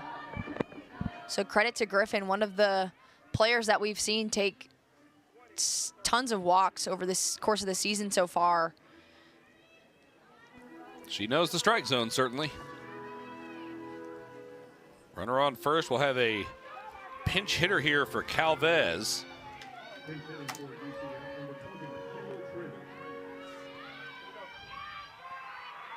Instead, this will be Kendall Trim.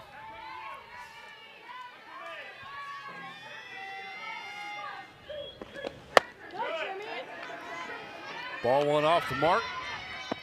And it was Trim yesterday that came in and got a pinch hit in that 8 spot. Trying to work some magic again. That was also against Malin. Hits this one hard on the ground. Again vacuumed up by Aubrey Jones, who had a heck of a defensive inning as she records all 3 assists. But Beth Damon with a solo shot to tie the game up at 1 apiece. Oklahoma State will be looking to reclaim a late lead when we return in just a moment. You go to the bottom of the 6th in what has been an absolute pitcher's duel. Only 1 earned run, 2 total runs allowed between the 2. Each with a couple of strikeouts. Stewie with a couple more walks allowed, but Malin with a couple more hits allowed. And when it comes right down to it, Rachel, they have both been able to make pitches when they have needed to the most. Exactly. They've been lights out, both of them, and super impressive throughout the weekend so far. And I didn't expect to see Stewie even this late in the game. I think we're used to seeing UCF more of that pitch by committee style, and only a handful of complete games throughout their entire staff. So that just shows you how well Stewie has thrown in this game so far. And Vega yesterday still haven't given up an earned run to Oklahoma State throughout the whole series. So their pitching has just been amazing so far this series. Pinch hitter Gabby Castillo trying to get something going here in place of Audrey Schneidmiller. And I think that also says a lot, Rachel, about Cindy Ball Malone and her willingness / ability to read who she has in the circle and say, hey, she's pitching well. She doesn't seem fatigued. We're going to let this keep rolling a little bit. Time called as Coach Ball Malone is coming out to have a conversation with her home plate umpire. Yeah, Coach Ball Malone, such a great softball mind and pitching coach. She was assistant for the USA national team in 2022. Has done an amazing job building her staff. Shannon Sale is the pitching coach over at UCF, and she was a national champion at OU, has some time playing in the professional space. So they definitely know what they're doing over there.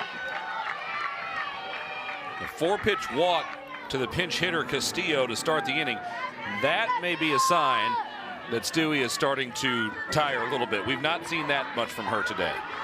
There's been a few walks, but rarely a 4-0 walk. I wouldn't be surprised if we start to see some of those arms in the bullpen warming up just to be safe. Stewie has looked so good so far, but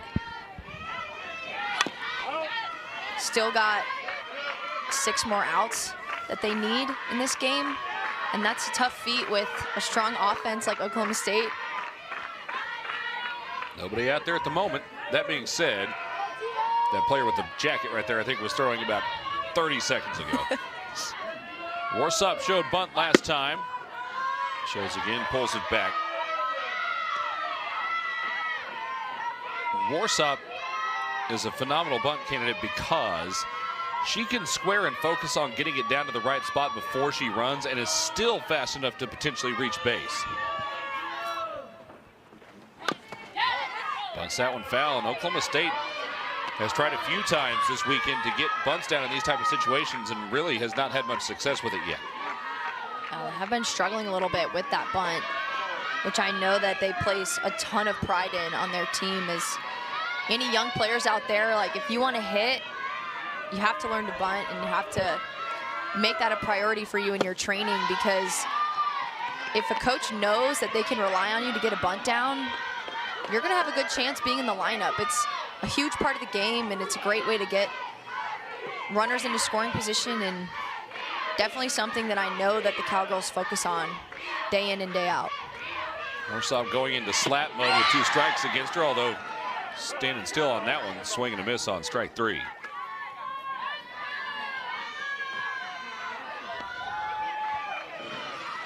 Credit to Stewie coming back after the 4-pitch walk, trusting her stuff and just attacking Tia. I love that pitch on the inner half. Just falls off the table. The crazy thing is, that's effectively the same pitch that Ruby Malin threw to Beth Damon. I was just thinking the same thing. Beth Damon parked it. No, that I have no idea how Beth Damon even hit that ball. I would have, if it were me, I would have hit that off my shin. But she just was able to tilt and get her barrel to it.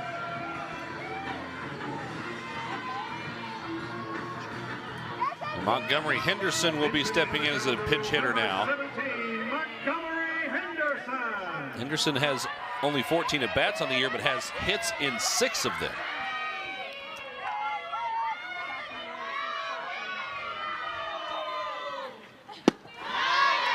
She's also drawn a couple walks, so reaching base at a 500 clip. Works ahead in the count here, 1-0. Now, what a high-pressure situation, too, for a young pinch hitter situation. I love that Coach G likes to get some of his young kids into these situations, and it helps them learn how to handle the pressure. This is a big moment for her, but she just needs to stay calm and stay confident in the box.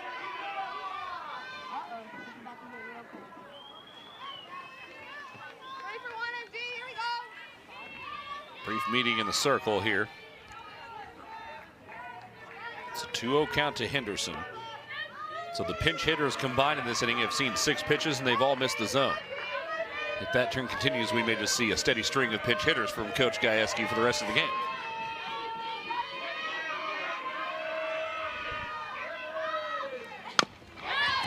That one fouled back. And as a pinch hitter, too, like, you're in the dugout watching what's happening. Each batter going up there kind of just still really not able to make an adjustment on these drop balls. And so that whole time you're thinking, okay, if I get in there, what am I going to do? And so I love that Coach G's actually giving them the opportunity to see if they can make an adjustment. They can be the one to do something different. A big opportunity here for the freshman from Katy, Texas.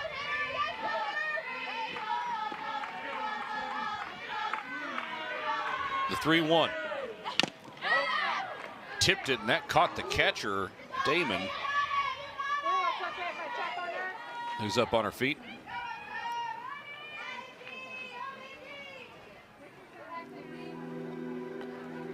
Runs the count full, and she waves off Cindy Ball Malone.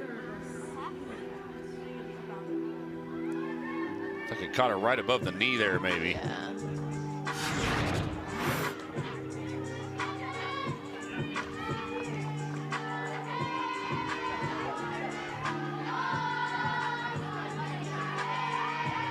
Full count, 1 out. The runner on first is Castillo. Castillo has stolen 3 bases this year. Even though there's only 1 out, you wonder about maybe putting her in motion here in what's currently a tied game. There she goes. It's a swing and a miss. The throw to second is not in time. So Henderson is down on strikes. However, Castillo swipes her 4th bag of the year, and the winning run is in scoring position, or the go-ahead, that is, for Jones. And you called it there. I think Damon hesitated a tiny bit on that, and that allowed Castillo to make it second base. Yes, she does have a ton of speed, but I think just putting him in motion in that situation, 3-2, the swing might have caused a tiny, tiny bit of hesitation from the catcher there. Aubrey Jones fouls back strike 1. She maybe has squared the ball up as well as anybody for Oklahoma State today. A liner to center in her last at bat. She would come around to score the Cowgirls' lone run so far. She also drew a walk in the 3rd.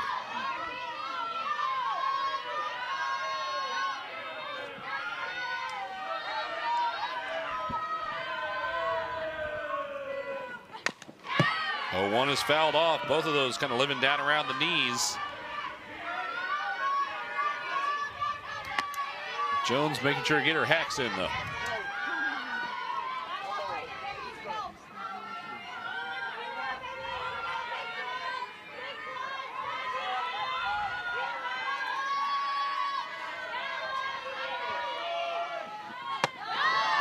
Oh, 2 is up high. Castillo with plenty of speed at second base, so a hit to the outfield, unless it's right at an outfielder, is going to have a chance to score. And even if she does hit it right at an outfielder, she may get waved home anyway. I would think so in this point of the game. I say if Jones can just get something into the grass, be aggressive on the bases, make the defense make a play.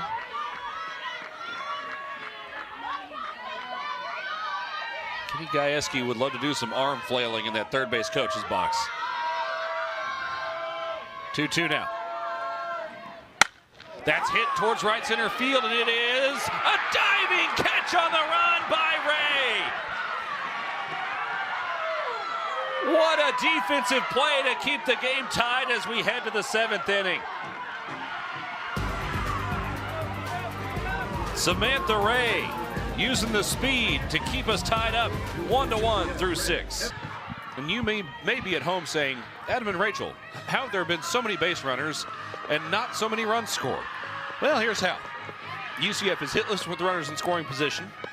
The Cowgirls do have one, but as Rachel astutely pointed out in the break, they did not score a run. The runner was held at third. So nobody's been able to drive any runs. It's that simple. No, still, both teams still looking for some clutch ABs. And Oklahoma State, that one, Claire Tim actually hit that ball too hard for the runner on second to score on that play.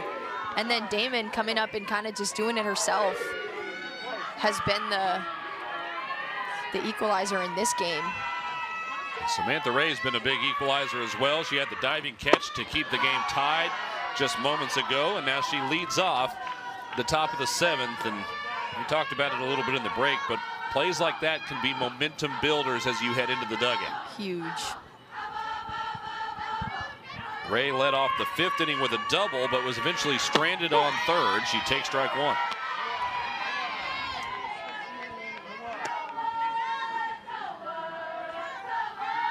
UCF, who had never won in Stillwater prior to last night's game, is looking to make it 2 in a row and make it 11 consecutive wins.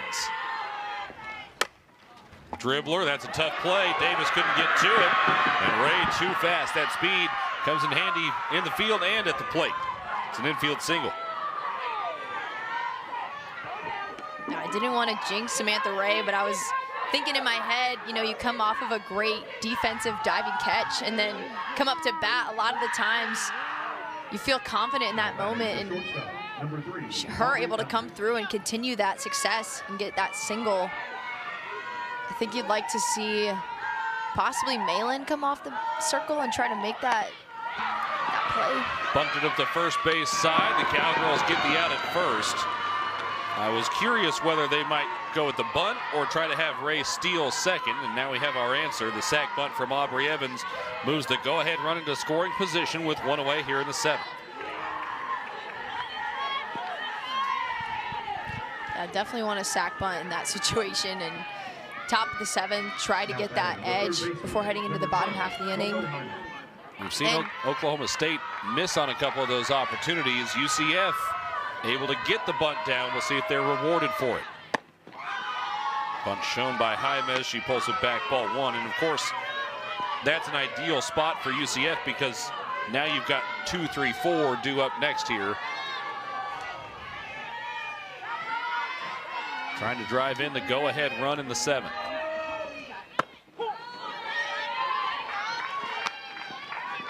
And Jaimez maybe going to try some small ball herself too. It seems like she's trying to drop a quick bunt and once again make the defense make a play on her. She's got a lot of speed. Called a strike. Malin works ahead 0-2. She has worked around pressure on the bases most of the day. In fact, once again, every inning, UCF has had at least one base runner. Lifted in the air to left. Warsop able to make the play. Took her just a moment to track what that ball was going to do, but gets the second out. Warsop in the perfect position to make that catch. She's played a good left field all weekend. Remember, she made a hustle play yesterday that kept a run from scoring, kept the game close for Oklahoma State. been kind of interesting from that perspective because the Cowgirls have had a couple of errors today, but we've also seen a couple of outstanding defensive plays. Yeah, it's funny too, because I was just thinking there have been some amazing defensive plays, but also some really bad mistakes defensively that you like to keep a little more consistency on the defensive side. But I love to see the diving catch from Samantha Ray there. Some really good plays in the outfield this series. Strike one to Kendall Yarnell.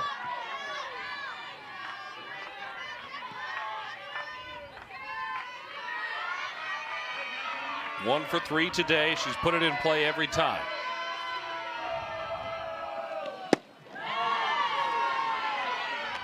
That's just away. And Malin has just never looked rattled this whole game. She just keeps throwing her stuff, keeps hitting the corners. Doesn't matter if there's runners on base or not. Whoa, got Yarnell out in front with that one. It's hard to get Yarnell to swing and miss. She had her fooled just enough that time. Now the question is, does she go back to the heat? And will Yarnell be ready for it? It was, and it was in the dirt for strike three. Ruby Malin comes up with another scoreless inning, and Oklahoma State will have a chance to win it when we head to the bottom of the seventh inning. A tied game through 6.5. Malin strands yet another night on the bases. One game, and we've seen some really good defensive plays. We've seen some miscues as well. Yeah, Oklahoma State taking advantage of the mistake there by the catcher Damon, but she came back and tied it up for her team, did it herself with the solo home run, fired up the UCF team. And then this catch in center field by Samantha Ray, we didn't get to see it, but that diving play ultimately is what is keeping UCF on the field right now. If that ball gets down, Oklahoma State walks away, it's 2-1, and this game's over. Cowgirls trying to find a way to make it 2-1 again. JL Austin. She's got 2 walks and reached on an error, dribbles this one, foul at the first base side.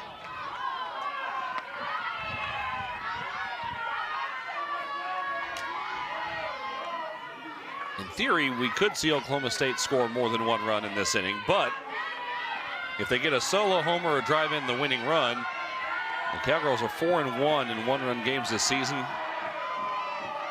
and have 72 1-run wins in the Kenny Gajewski era.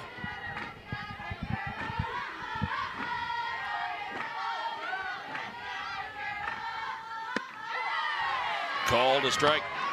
And you know the Cowgirls would love to not go into extra innings here against UCF. They still have another game tomorrow.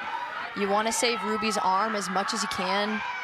She's thrown a lot of pitches over the past couple days, done well, been efficient, especially today, but you want to give her as much rest as you can. Outside to even the count at 2-2. JL Austin not panicking. It's the top of the order here for Oklahoma State. 1, 2, 3. A chance for them to get it done in regulation.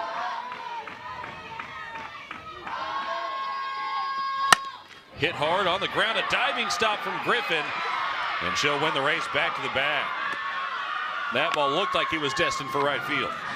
I thought that was a base hit through the right side all day, but Griffin so quick over there at first base, lunging out and making that backhanded grab. Huge defensive play for UCF once again to keep the Cowgirls off the bases. Ava Stewie continues to get it done in the circle. She struck out 4 today.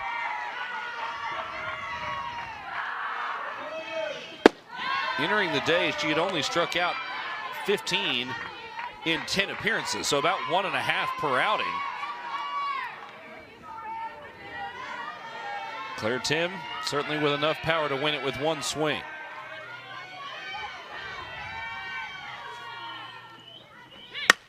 Lines it up the right field side, but foul by about 5 feet. And the freshman Stewie coming in. This is her first Big 12 matchup. For her to come in with such composure and throw so well has been really impressive. Still no earned runs for the Cowgirls. She's been really good today. A little more energy in the Cowgirl dugout today. Trying to find a way to their first Big 12 win of the season as ball 2 is up high.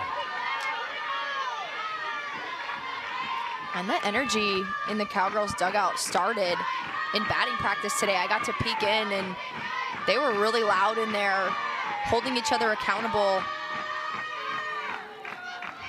encouraging each other and trying to get the energy up early to turn it around from yesterday's game to come out today a little bit stronger.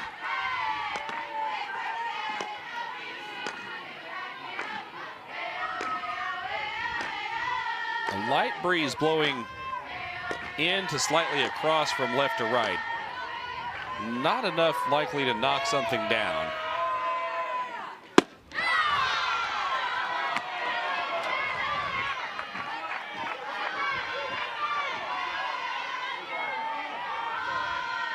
Full count to Tim, who's seen a lot of pitches from Ava Stewie today. She had a full count in each of her first 2 at-bats. And then singled on a 1-2 pitch in the 5th. And a called strike 3 on the outside corner. Wow, that was a amazing pitch from Stewie here, right on the lower outer half of the plate. Such a good pitcher's pitch in that 3-2 count. Too close to take as a batter, especially in this situation in the game. Love that spot there. And now 25% of Stewie's strikeouts this season have come in this game. That is lined through the right side for a knock off the bat of Rosie Davis. Wasting no time trying to put a little late pressure on here in the bottom of the 7th.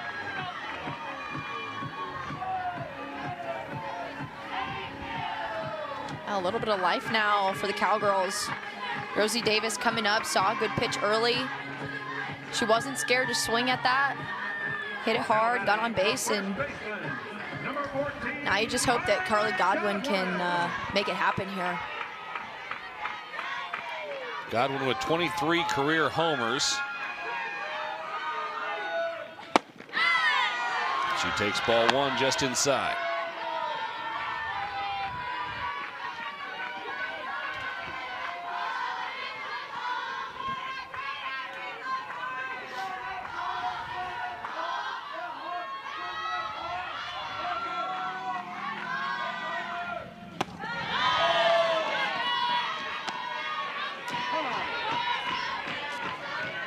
Time called after a 2-0 start to this at bat.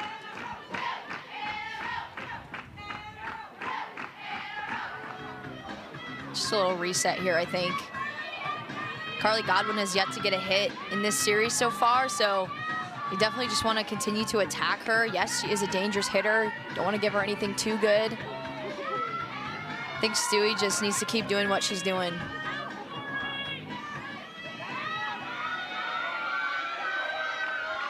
Tied ball game. Bottom of the 7th, 2 away. And a 3-0 count, a walk would put the winning run in scoring position. Oklahoma State got 1 in the 5th. UCF immediately responded with 1 in the top of the 6th.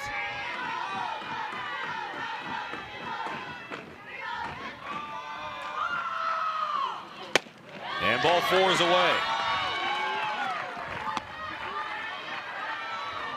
Well, we just told you about the struggles of the day for both teams, hitting with runners in scoring position. Amanda Hassler has a chance to change that narrative entirely with 2 outs and a runner on second, the winning run on second. Another good opportunity. Rosie Davis, a good runner. She's in scoring position. And you know she's thinking any ball off the bat, she's running hard. And going to have a defensive replacement here as Callista Birkenstock, who we saw in the game at one point defensively yesterday, will enter to play left field, replacing Mertez.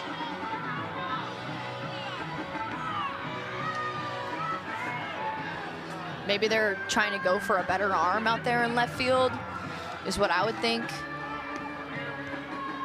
If anything goes out there, they know that Rosie Davis on second base is automatically going to have the green light.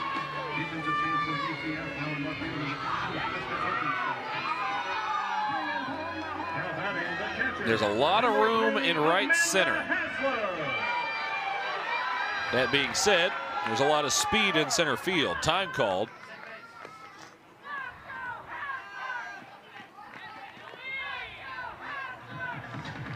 Looks like Coach G is going for a pinch runner here.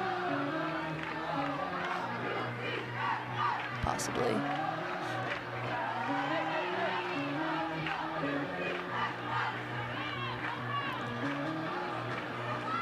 That is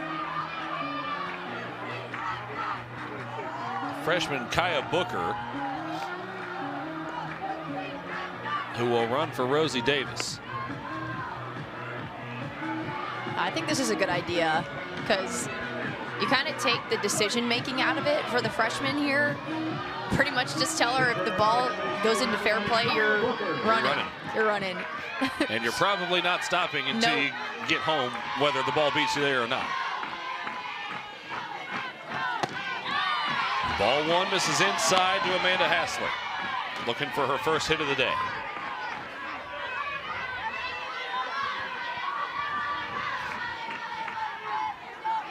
Hassler has struggled a little bit at the plate in two-out situations, in particular, a 158 hitter, but hitting 370 with runners in scoring position, as that one is fouled hard off the netting.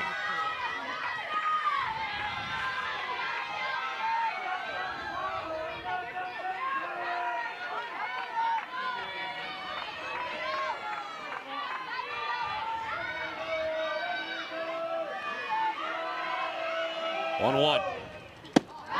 Away.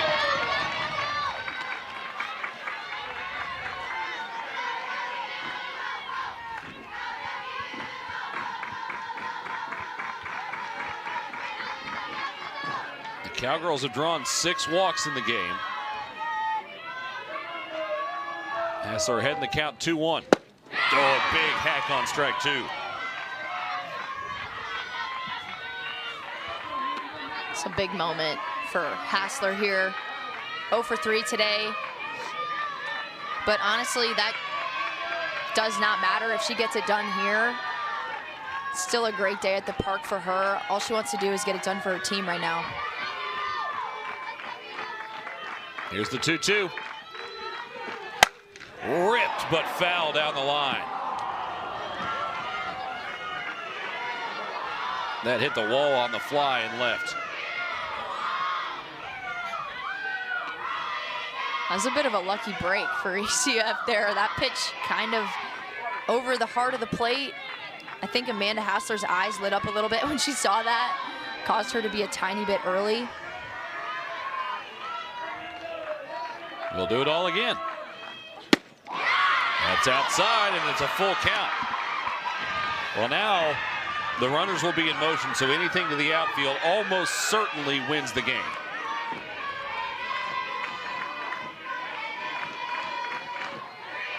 Really just looking for something on the ground here through the infield.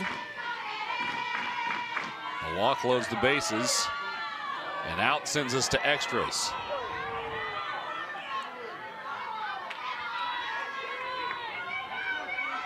Hassler trying to play the hero. The payoff. Fouled away.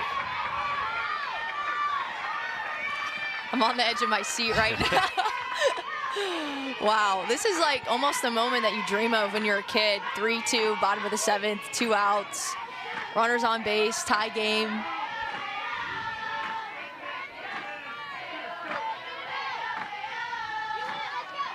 Runners going. On the ground, just foul of the third base bag.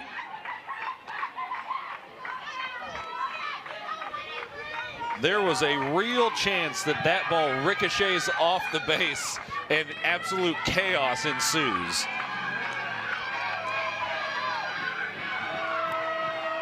This will be the 9th pitch of this at-bat upcoming.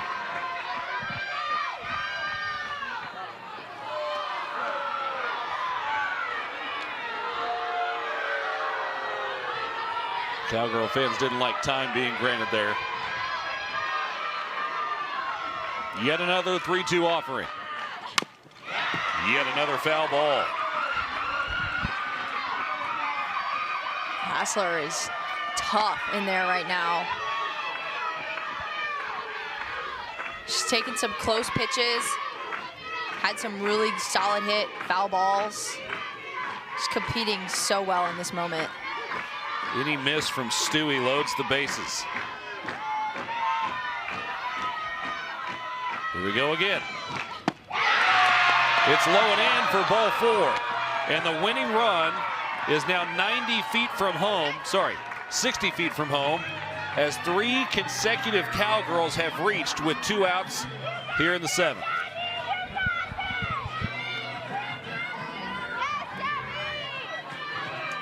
Yeah, you almost think that might be the smart decision too in that moment. To throw something a little bit out of the zone, see if you can get Hassler to chase. She seemed like she was seeing the ball really well at the plate. They load the bases, but still have an opportunity to get out of this inning unscathed. And I think we may have our first pitching change of the weekend for UCF. With the bases loaded in a tied game with 2 outs in the bottom of the 7th, there will be a new pitcher coming to the circle.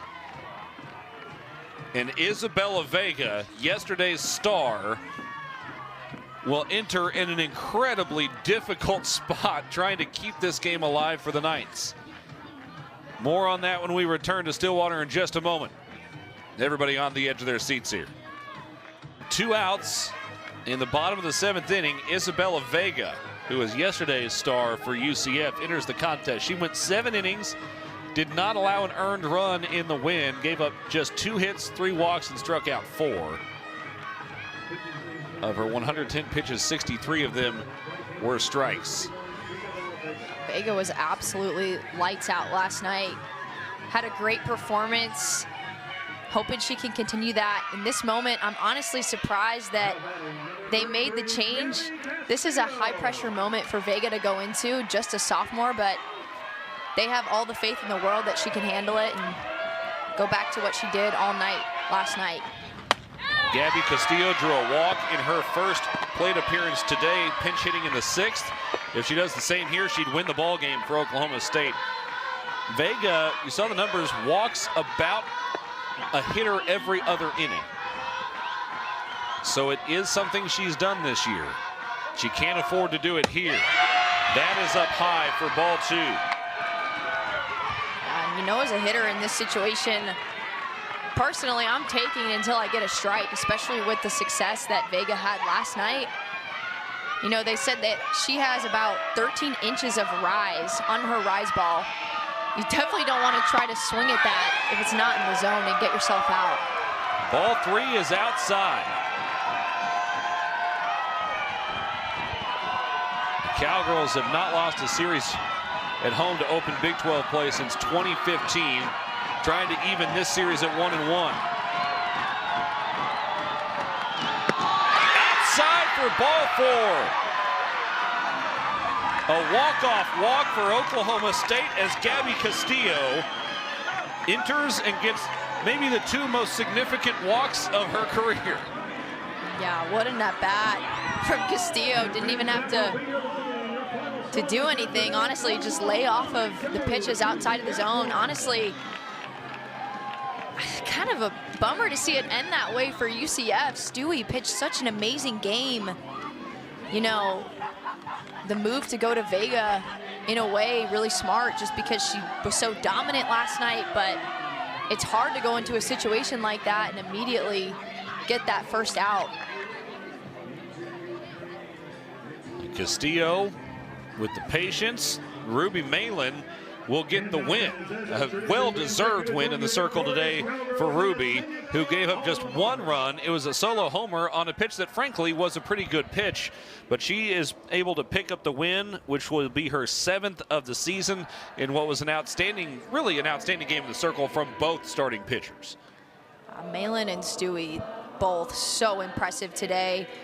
Malin, I honestly think we'll see her tomorrow as well, and UCF still with a lot of arms in that bullpen that Oklahoma State hasn't seen yet, but what a great game for this matchup in the series, and now it's 1-1, and tomorrow will be the decider. We've had 2 closely contested, well-played games so far, and I don't see any reason why we wouldn't expect the same thing tomorrow afternoon. Ruby Malin really good in the circle. Some big-time defensive plays. A great play from Claire Tim and a great play from Ray in center field from UCF to keep the game alive. The solo homer tied it up, but then the Cowgirls win it on the walk-off walk in the bottom half of the 7th inning to wrap this thing up in regulation. Oklahoma State evens the series. Rubber match tomorrow here in Stillwater at Cowgirl Stadium. Thanks for tuning in.